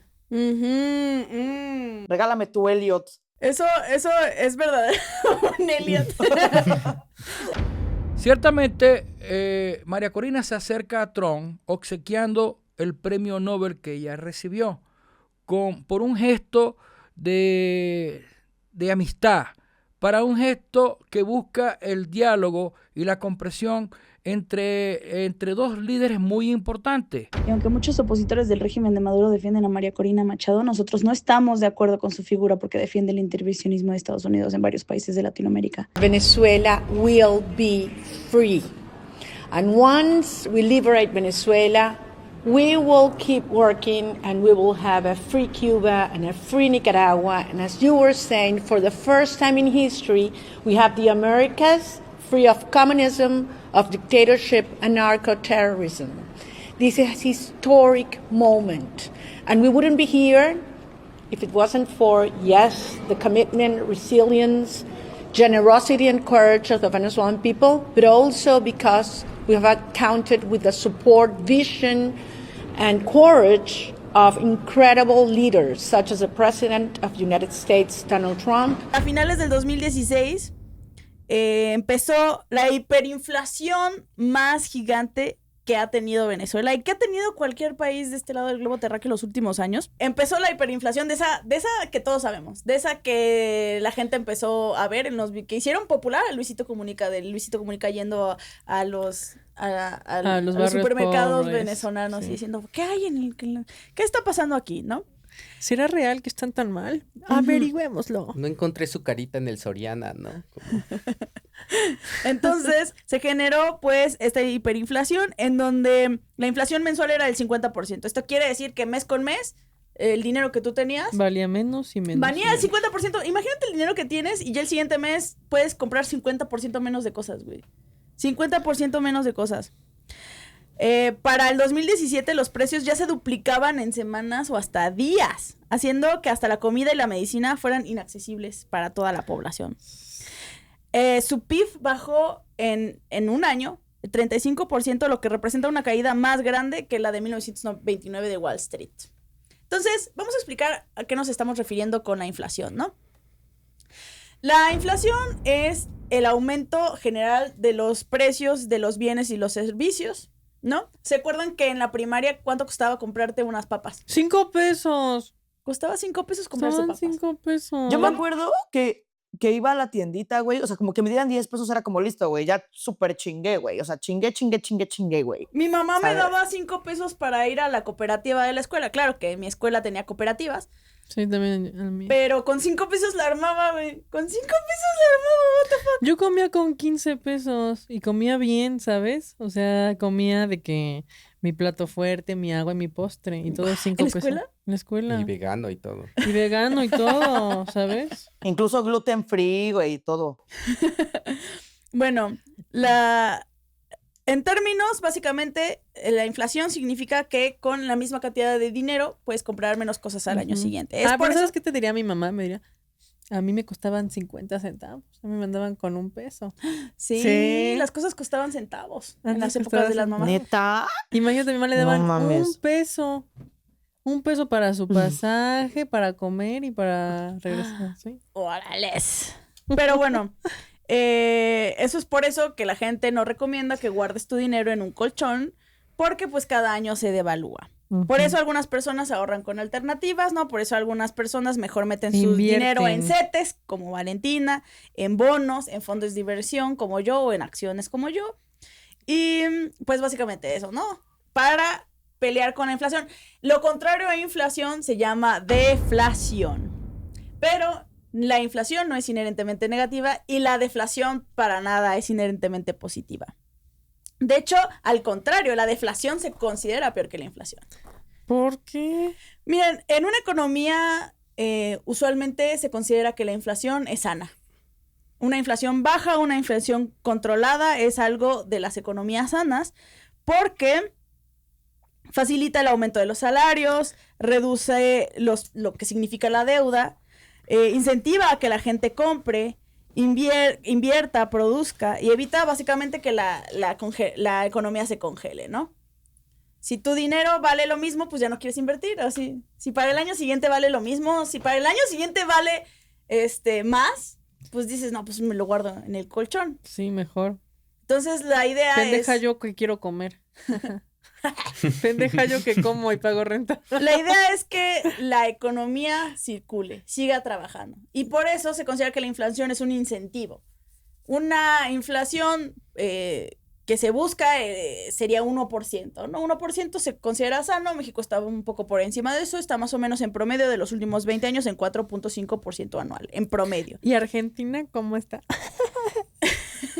No sé, pero aquí ponemos cuánto está exactamente. Pero la deflación no es buena porque pues la gente dice eso, güey, no mames, si ves más barato mañana, ¿por qué lo compro ahorita? ¿No? Las empresas venden menos, despiden más gente, o sea, es más difícil hacer todo, ¿no? Y entonces por eso se considera que hay que mantener una inflación moderada. El problema es llegar a una hiperinflación, que es una inflación elevada y fuera de control, que es lo que le pasó a Venezuela. Güey, la inflación estaba tan mal que empezó a ser de 1,300% mensual, mamón. No. Hubo un año en el que superó más del 1,000,000%. Entonces también pagaban con bolsas de dinero. Sí, pues no valía nada su dinero al punto de que hacían cosas con dinero porque era más barato. O sea, hacían bolsas, hacían arte. Se la comían, ¿no? Sí. Me comían los billetes. Billete asado a la parrilla. Y otro concepto que se presentó en Venezuela durante el régimen a consecuencia de las expropiaciones, entre otras cosas, abusivas, y a consecuencia de la corrupción en Venezuela, cuando se destruye el aparato económico, es la estanflación. Estanflación quiere decir hiperinflación con estancamiento económico. Eso sucedió en Venezuela. Y por cierto, este fenómeno se da muy poco a nivel mundial y a lo largo de la historia de la economía del mundo. Eso que trajo como consecuencia, entre otras cosas, como dice ACNUR, son cifras de ACNUR. ACNUR, la Oficina del Alto Comisionado de la Migración, dice, más de 7 millones de migrantes no son propaganda, son evidencia. Bueno, esto lo agrego yo. Lo que quiero resaltar es que la cifra de ACNUR establece que más de 7 millones de venezolanos salieron hacia el resto del mundo para ayudarse a ellos buscando mejor calidad de vida y para ayudar al resto de los venezolanos que se quedaron en nuestro país. El gobierno, en un afán de disimular esta inflación, quitó a lo largo de diferentes momentos históricos, quitó alrededor de 17 ceros de la emisión de los billetes. Fueron eliminados para disimular esta inflación, razón por la cual los billetes venezolanos no tenían ningún valor prácticamente. Las familias, los niños, las amas de casa jugaban con los billetes venezolanos haciendo adornos, porque la economía se tuvo que dolarizar. Entonces los negocios, las transacciones comerciales en Venezuela se comenzaron a hacer con dólares. Y después, que al principio no fue reconocido por el gobierno de Maduro, después Maduro tuvo que aceptar de que los venezolanos realizaran sus transacciones comerciales en moneda estadounidense. Yo busqué ejemplos, ¿no? Para que entendamos cómo era este pedo. En el 2014, donde más o menos un año después de que se salió Maduro, donde ya empezó todo a valer verga, ya no era una inflación saludable, ya tenían una inflación del 40% anual. Eso es muy alto. ¿Por qué es muy alto? Porque uno podría decir, bueno, se sube el salario 40%, pero así no funciona, güey. Porque el salario depende de un sistema burocrático, depende de que se organicen los países. La gente no va a decir, ¿por qué yo voy a subir el mismo precio de la inflación si a mí también me está llevando a la verga? O sea, no hay manera burocrática de que se balance, ¿no? 40% ya no es una inflación sana, pero pues era una mejor inflación, ¿no? Entonces, cuando tenían una inflación de 40%, la leche costaba 18 bolívares.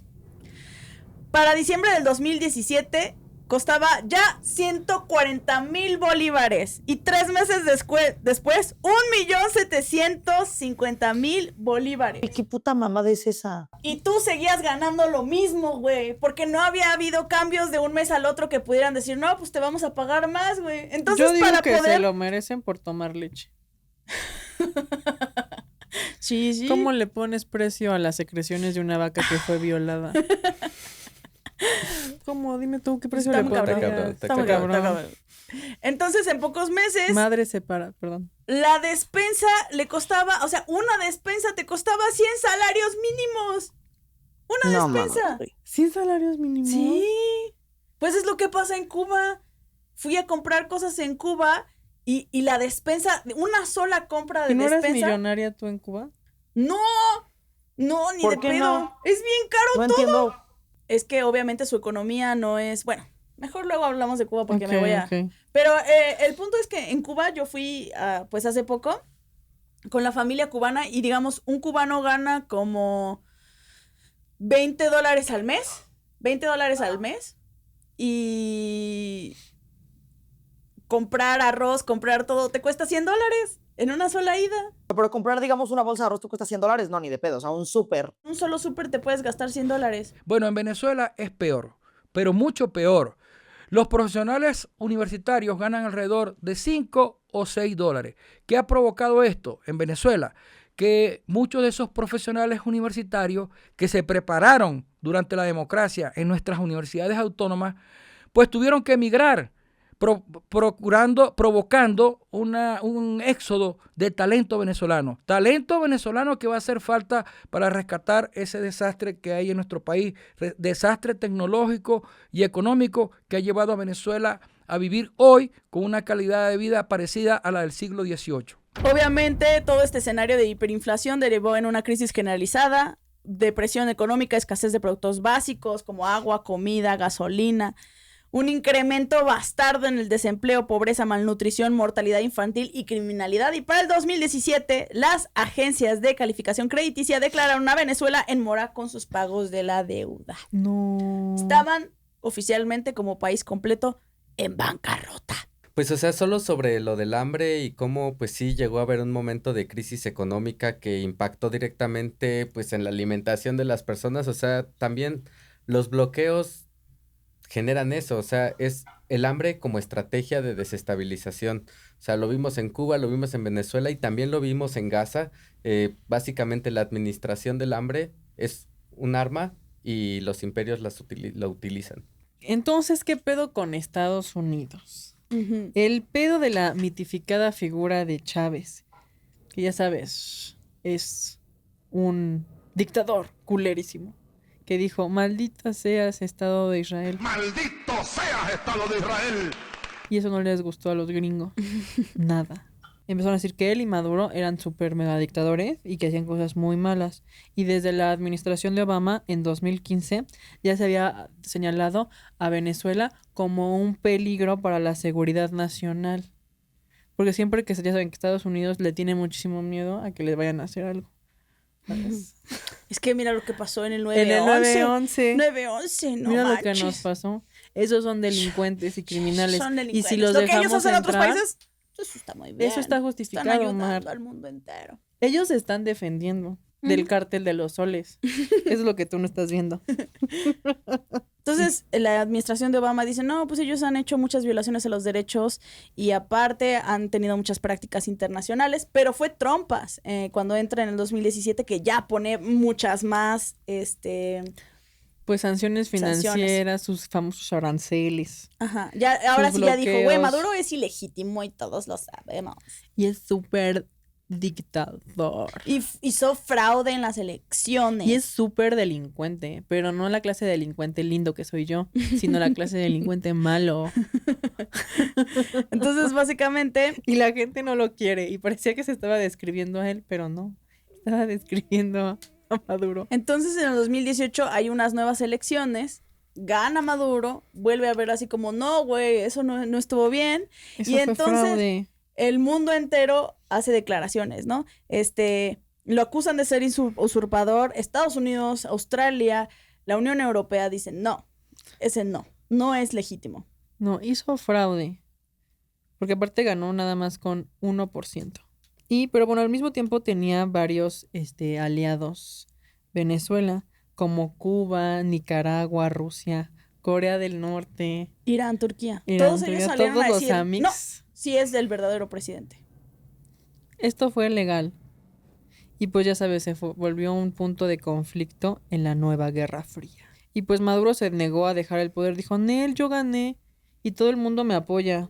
Es que el pedo es que como la comunidad internacional empezó a presionar a Maduro así de, no, tú no eres legítimo, ese güey dijo, ¿sabes qué? Para poder consolidar mi poder voy a afianzar todas las uniones que tengo con mis compas. Y les dijo, ¿me apoyas sí o no? Ajá. El pedo es que el afianzar sus relaciones con sus compas era curiosamente todos los mismos que eran los enemigos de Estados Unidos, güey.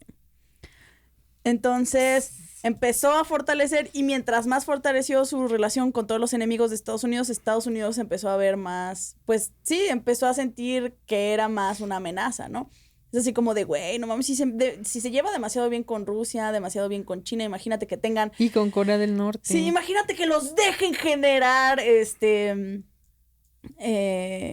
lugares militares a ellos aquí de este lado del globo terráqueo, que demasiado cerca de nosotros.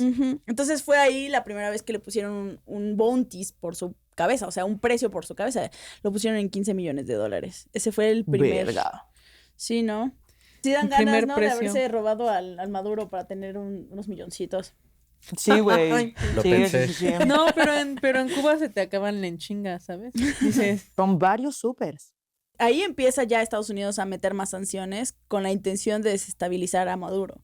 Y es así como, no, pues hay que sacar a este güey del poder, necesitamos hacerles ver que él no está bien y para demostrarles que no está bien necesitamos joder al país con sanciones.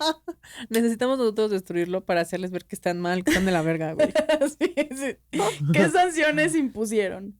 Pero aparte hubo muchas manifestaciones y con mucha violencia y hubo muchos muertos. Sí, claro, empezó muy feo. Maduro sí ha caracterizado mucho todo su mandato de represiones y han muerto literalmente cientos de personas en sus protestas. Una de las características de las dictaduras de los regímenes autoritarios, y eso es lo que hemos vivido en Venezuela, es precisamente la persecución a los ciudadanos cuando los ciudadanos no opinan igual que el régimen. Más de 15.700 detenciones arbitrarias por motivos políticos desde el 2014 se presentaron en Venezuela. Esta fuente es la de Amnistía Internacional y el Foro Penal, que es una ONG venezolana que le hace seguimiento a este tipo de información. Además, alrededor de 1.000 presos políticos registrados en distintos momentos entre 2024 y 2025. La fuente es Foro Penal. Pero hoy por hoy se habla en Venezuela y de un proyecto de ley que está elaborando el régimen en la Asamblea Nacional junto con Delcy Rodríguez y su hermano, el presidente actual de la Asamblea Nacional, que también es uno de los Rodríguez, de una ley de amnistía, pero ley de amnistía que todavía nadie termina de conocer en su totalidad el proyecto y que está criticada por los voceros de la oposición democrática en Venezuela. ¿Por qué? Porque pareciera que lejos de sacar ya definitivamente con plenas libertades a los que todavía están encarcelados, que todavía están cerca de 600 personas encarceladas, civiles y militares, pareciera que con la ley de amnistía el régimen de Maduro busca lavarse sus pecados y que sean perdonados definitivamente de tantos crímenes atroces que han cometido en Venezuela durante 26 años. Pero bueno, las sanciones económicas que puso Estados Unidos fue de que tú no le podías comprar su petróleo mugriento a Venezuela. Y tampoco podías ir tú a trabajar y a poner refinerías en Venezuela. Y como es caro refinar el petróleo, prohibieron que se vendieran los químicos que usaban para refinar. Entonces tú tampoco le puedes vender ni químicos, ni refinar, ni partes de repuesto. Ni partes de repuesto. Y si tú quieres pasar por aquí, por mi Golfo, me tienes que pagar muchísimo dinero para que yo te deje pasar. Ajá. Y si quieres pasar por mi Golfo y traes petróleo de Venezuela, no entras. Sí, bueno, también decir que sin defender ningún proceso autoritario, las izquierdas tienen que respetar a las oposiciones. O sea, las guarimbas venezolanas fueron también un proceso violento. O sea, ¿qué es guarimba? Pues digamos que son como los contingentes de la oposición en el contexto de pues las marchas en Venezuela, y específicamente había personas paramilitares ahí que también quemaban a chavistas vivos, o incluso a personas que ni siquiera corroboran si eran chavistas, sino pues solo porque se veían morenos o más pertenecientes a ciertos estratos, clase trabajadora, los llegaban a quemar vivos en los barrios.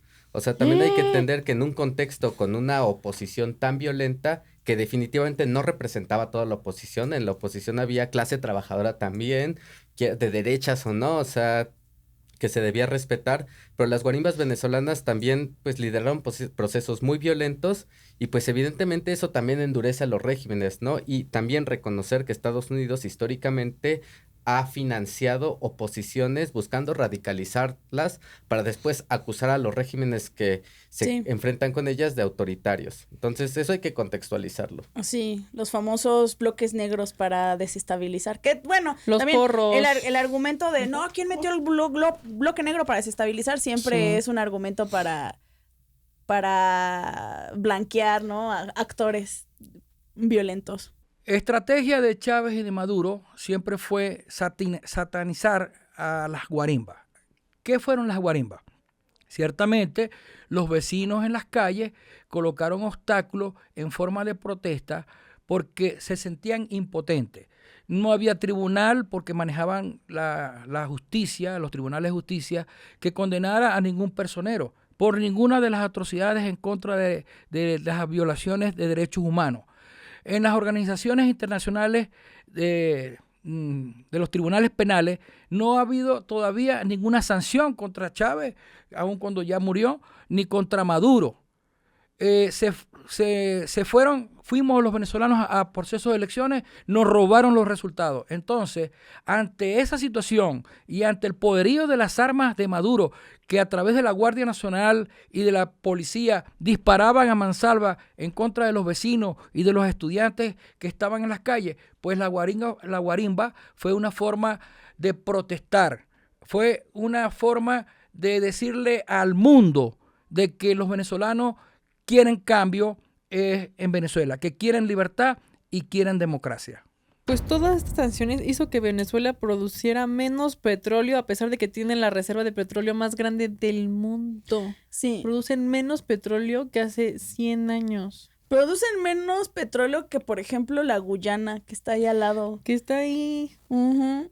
Pero bueno, esto es lo que más frustra, que Estados Unidos, o sea, a todo el mundo le aplaude así de, ay, sí, salvaron de un dictador, pero güey, ellos propiciaron todo eso y todas las cosas culeras que pasaron en Venezuela y la pobreza es culpa muy grande de Estados Unidos. Sí, pues las consecuencias de su presión política recaen mayormente en la población civil y no en las grandes élites políticas. Ellos están bien, gracias. Los que sufrimos somos nosotros. O sea, imagínense que México de repente, o sea, con todos los pedos que tenemos de criminalidad y así, y ahora encima tenemos a un Estados Unidos que empieza a meter problemas y que toda la gente diga, no, es el gobierno de Morena o no, es el gobierno, es como de, güey. Son los porros de la UNAM. Es así como de, ¿por qué se nos olvida que hay una presión exterior tan fuerte, ¿no? Tan horrible. Del 2014 al 2021 la economía de Venezuela ha tenido un colapso muy cabrón. Su moneda prácticamente no vale. Su moneda prácticamente no vale nada. Porque si lo mides con los dólares, no Pero vale nada. ya después se desaceleró, ¿no? La hiperinflación. O sea, ya no estaba en 1 millón. Seguía muy alta porque seguía en 190%, que es muchísimo. Pero pues ya no estaba en... Ay, menos mal. Menos mal que ya no está en miles.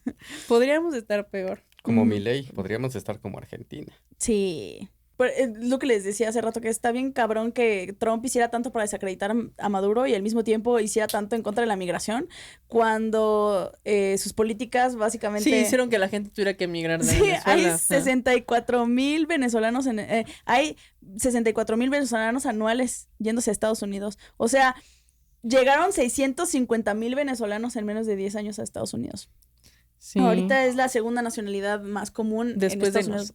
Después de los mexicanos. Que lo tenemos Pero ¿saben por qué hay tantos mexicanos? Porque nos robaron, ahí habíamos nacido. Sí, pues. Pues claro. Nos robaron nuestro territorio. Entonces, es bien curioso porque Joe Biden en el 2021 abrió negociaciones con Venezuela con la intención de que vieran que... Estaban en un error, están equivocados. Ajá, así de, miren, vamos a abrir tantito las negociaciones para que vean que si nos hacen caso a nosotros... Les puede ir mejor. Entonces, por 6 meses dejaron que se exportara su petróleo, por 6 meses, y todo a cambio. Básicamente, bajita la mano, dijeron, solo tienen que hacer que no gane Maduro. Fin. ¿No? Son como los bullies del recreo. Ajá. Solo no tienen que juntar a ese de allá... Y ya los dejamos de molestar. Pero en un contexto donde no hay maestros. Ni prefectos. Estás tú contra el bully. Y entonces Maduro gana en unas elecciones que son consideradas las elecciones más injustas de la historia. Y apenas gana y lo primero que hace es decir, me voy a meter a Guyana. Me voy a meter a Guyana para reclamar el 70% de su territorio. Un territorio que ahorita, de hecho, es muy clave en la situación geopolítica, porque como ya les habíamos dicho, ellos producen casi lo mismo de petróleo que Venezuela y obviamente le dan a Estados Unidos y a todas las potencias europeas. Esas elecciones estuvieron bien complicadas porque Maduro dijo, sí, no les voy a decir cómo, pero gané con 51% de votos. Sí. Apenitas, casi no lo logro, pero logré ganar. Y Edmundo González, que era el otro candidato, dijo, voto por voto, casilla por casilla. Y que lo mandaron a arrestar y ahorita está en España como exiliado político. De hecho, existe un índice de percepción de la corrupción, ¿no? Un índice de la percepción de la corrupción. Y dicen que Venezuela es así el más corrupto. Pues bajó como 40 lugares. O sea, lo bajaron. Sí, dijeron... Si eras corrupto, ahora eres el más corrupto. Y claro, lo ponen junto a Somalia, que tienen una dictadura anarcocapitalista militar. Y con el sur de Sudán. O sea, Venezuela tiene casi el último puesto y por debajo de corrupción solo existe Somalia y el sur de Sudán. Ajá. México también tiene un puntaje bien culero. O sea, el sur de Sudán tiene la posición 180, pero México está en la posición 140. ¿Pero en qué se basan? Se basan en pequeñeces. Se basa en simplemente la crisis de los desaparecidos de México. Pequeña. Ay, sí. No, ya tenemos un capítulo donde hablamos más sobre ese tema. Pero no lo vean, está muy feo. Adivinen cuál es el número 1 del índice de menos corrupción. Adivina, Val. ¿Que es el menos corrupto de todo el mundo? Sí. Según este índice. Del menos de todo el mundo. Algo como Suiza. ¿Tú? Groenlandia. Es Dinamarca. Porque viven 3 gentes. Y realmente en los últimos años las relaciones entre Venezuela y entre Venezuela y Estados Unidos han sido prácticamente nulas, más que para ponerse de acuerdo con exportar, con la deportación de ciudadanos. Lo que pasó de bombardear un país latinoamericano, secuestrar a su presidente es tan grave que es un problema de percepción enfocar el ojo en algo que no afecta el orden internacional, como es la situación interna de Venezuela, para obviar, minimizar y justificar algo que sí nos pone en peligro a todos los estados-nación latinoamericanos. Es un precedente de que en cualquier momento, por condiciones que ellos mismos solitos pongan, es como el niño que se inventa las reglas conforme va poniendo el juego y todos pierden menos él. Así es Estados Unidos. Es Cartman. Sí, que además, o sea, esta situación de, pues también en México estamos en peligro, o sea, ya no es un invento, o sea, Trump ya lo dijo, o sea, en un momento en el que ya se perdió todo el derecho internacional, todavía hay personas que se aferran a la realidad de México, no nos va a pasar esto y pues básicamente ya no hay reglas, chavos, o sea, ya no hay reglas. Sí, la verdad es que genuinamente todavía, con la esperanza tal vez muy alta, pienso que Trump todavía dice un montón de cosas que son de loquito del centro.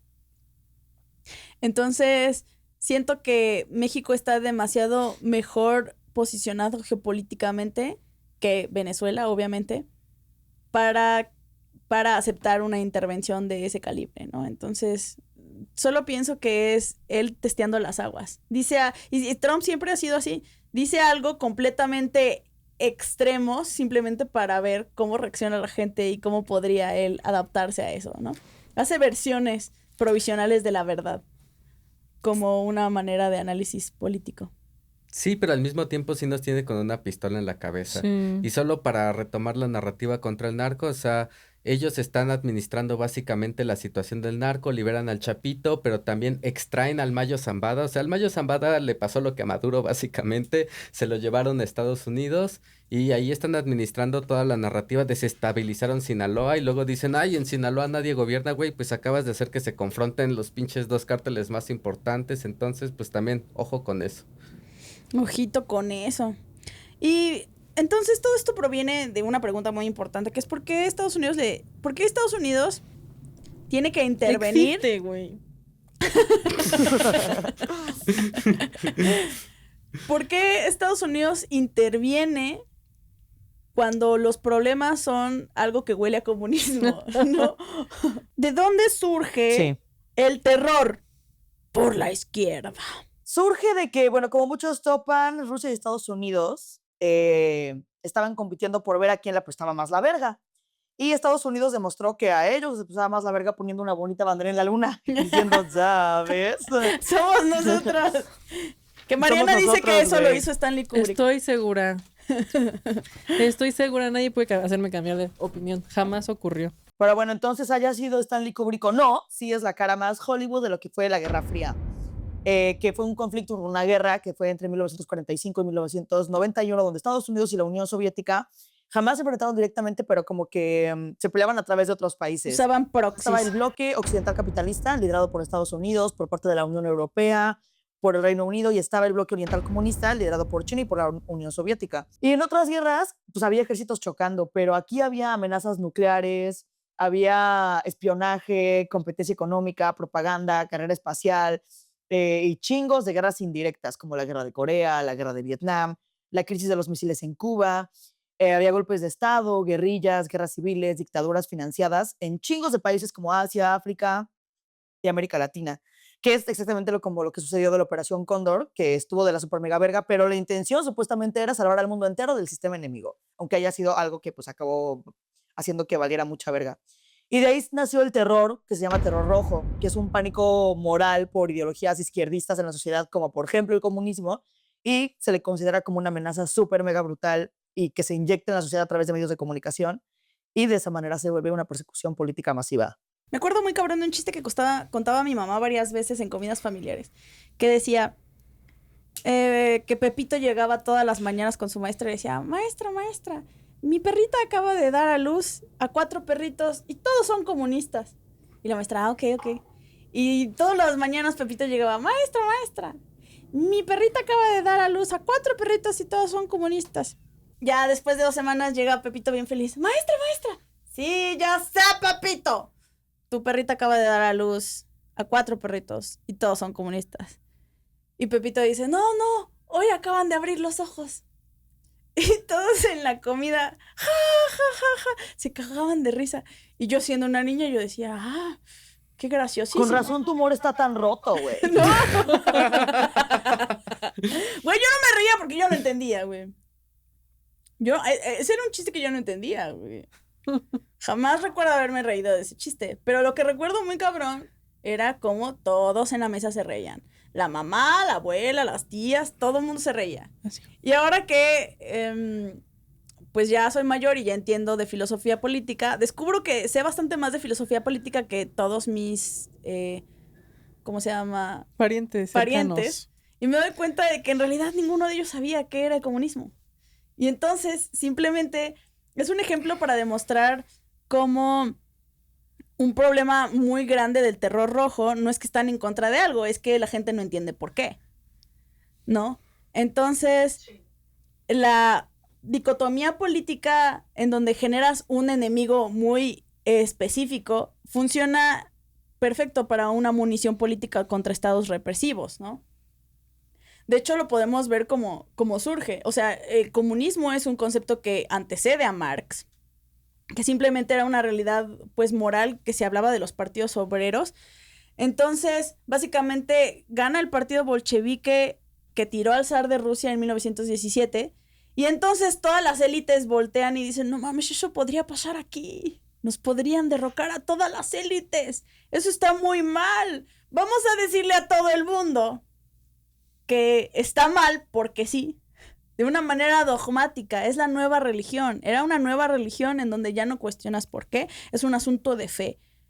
Y por eso toda mi familia se reía. Era una fe que compartía el mundo entero.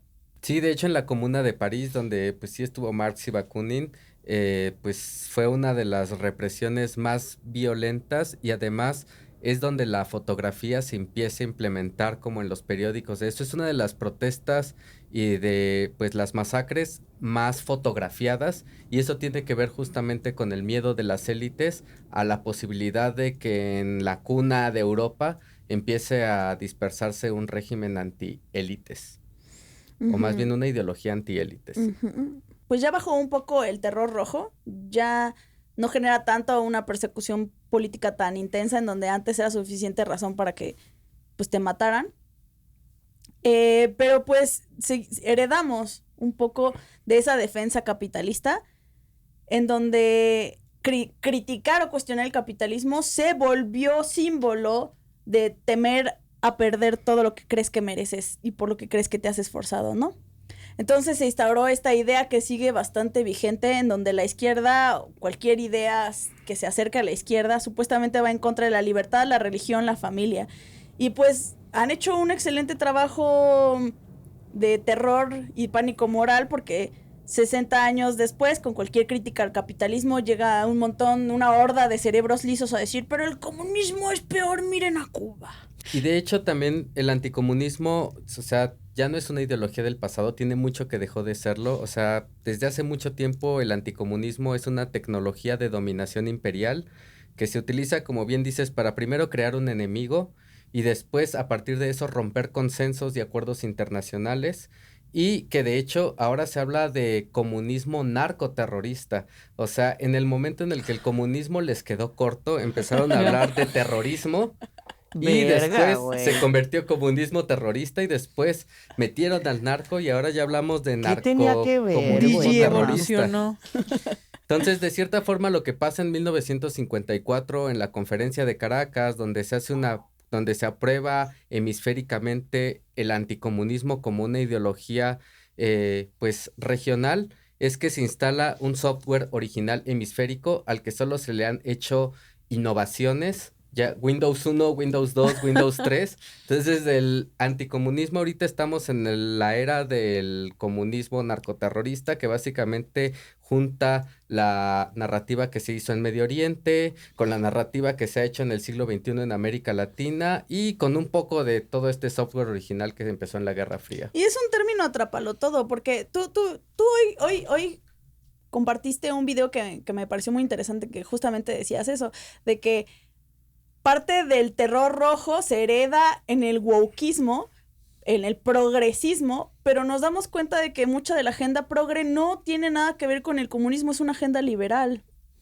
porque es una agenda que voltea a ver, o sea, que pierde la lucha en relación a la prioridad, que es la lucha de clases, y se diluye en conversaciones que al final del día hablamos de que existen y persisten en un ¿cómo se llama? Organismo liberal. Y todos los cambios que hacen los gobiernos son paliativos y nada tienen que ver con un cambio hacia un gobierno del proletariado. Sí, de hecho, Patrick Iber habla como justamente sobre la guerra cultural en América Latina y cómo todas las ideologías que de cierta forma criticaban un poquito al comunismo, ya hasta el anarquismo, fueron como pues auspiciadas por la CIA en un contexto en que buscaban como ahora sí que agujerear como queso cada, digamos, ángulo de una pues, ideología que les podía ser problemática, y eso pasó eventualmente en los 2000 cuando pues el movimiento de Occupy Wall Street empieza a ganar terreno, la ideología antiélites empieza a cobrar fuerza y entonces viene también la ideología de las políticas identitarias para empezar a atomizar la idea de una lucha de clases y empezar a regresarnos a una lucha o de géneros o pues de color, de raza y pues olvidarnos de pues... Sí, pues sí está bien cañón. La verdad es que hay mucha banda que no entiende todo esto y que inmediatamente escucha comunismo y dice, no, está mal. Y siento que realmente los trabajos que hizo Marx y Engels y todo lo que proviene de ahí es una de las aportaciones más importantes para la filosofía política de la modernidad, seas o no seas comunista. O sea, es importante hasta para la gente que es liberal. Entonces, por eso yo creo que eventualmente necesitamos un capítulo para hablar de todo esto, que es el comunismo, que dijo Marx y todas estas cosas, ¿verdad? Para que entendamos, porque ahorita solo estamos simplemente demostrando cómo el miedo a eso generó pues un mecanismo de coerción. Pero ¿por qué? ¿Por qué da tanto miedo? Eso, sintonícenos la próxima vez para algo así. ¿Algún cierre que quieran decir? ¿Algunas ideas? No podemos leer a Venezuela aislado de la realidad geopolítica. Lo que pasó en Gaza fue tan brutal que desestabilizó todo el sistema de valores del mundo y ahora nos parece normal debatir sobre, bueno, ¿será correcta una invasión y un bombardeo a Venezuela y la muerte de 100 lancheros en el Caribe? Pues no sé, vamos a ver cómo está la situación en Venezuela. Gaza fue una operación psicológica que básicamente, si permitimos un genocidio televisado a nivel global, todo lo demás está permitido porque no hay nada peor que puedas hacer que eso y que entonces no podemos... pues no podemos discutir de la situación interna de Venezuela sin hablar del genocidio en Palestina, sin hablar del asesinato de 100 lancheros en el Caribe y sin hablar del bombardeo y el secuestro de un presidente por Estados Unidos. Todo eso es inaudito y nos parece normal, nos parece como digno de un cafecito. Sí, pues lo que pasó en Gaza empujó la ventana de Overton, totalmente. Sí, ese no fue abrir la puerta, fue arrancarla de golpe. Entonces, pues nada, o sea, como que estamos en un momento en que hay que salir de ese shock psicológico y volver a recordar que no es normal asesinar a 100 lancheros en el Caribe, no es normal inventarte un cártel y después decir que no existía, no es normal meterte a un país y sacar a su presidente y que pues deberíamos estar bastante consternados y pues hay que hacer un esfuerzo después del shock psicológico de Gaza por no normalizar estas cosas que son también bastante graves y que ponen en peligro a las poblaciones de todo el sur global. Sí, totalmente. Y también es un problema que la gente ve todo eso y dice, bueno, no suena tan mal, pero es que también tenemos que analizar lo que potencialmente significa que un país crea que está por encima de todas las organizaciones y los organismos internacionales y la decencia básica, ¿no? ¿Qué significa para el futuro y la autonomía de los países? Es que la gente está bien pinche desubicada, güey. O sea, ¿neta creen que México quiere... O sea, creen que Estados Unidos quiere volver a México, Estados Unidos, y que haya Disney, güey. Y Burger King, y que, güey, tengamos Oye, sí, 1000 cosas. ¿por qué no hay un Disney en México?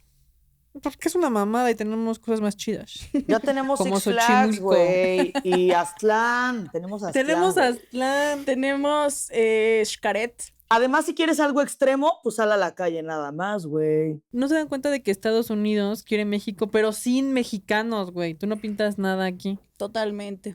Te van a desintegrar.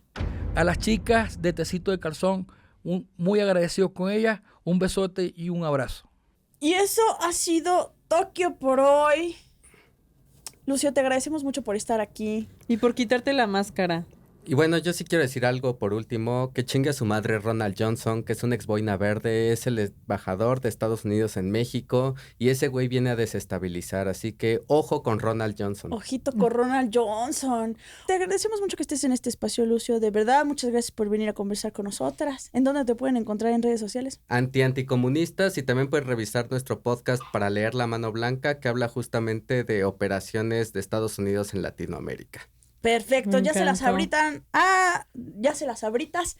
A nosotros nos pueden encontrar. Haciendo publicidad de Sabritas. Estamos hablando mal de Gringolandia, Mar.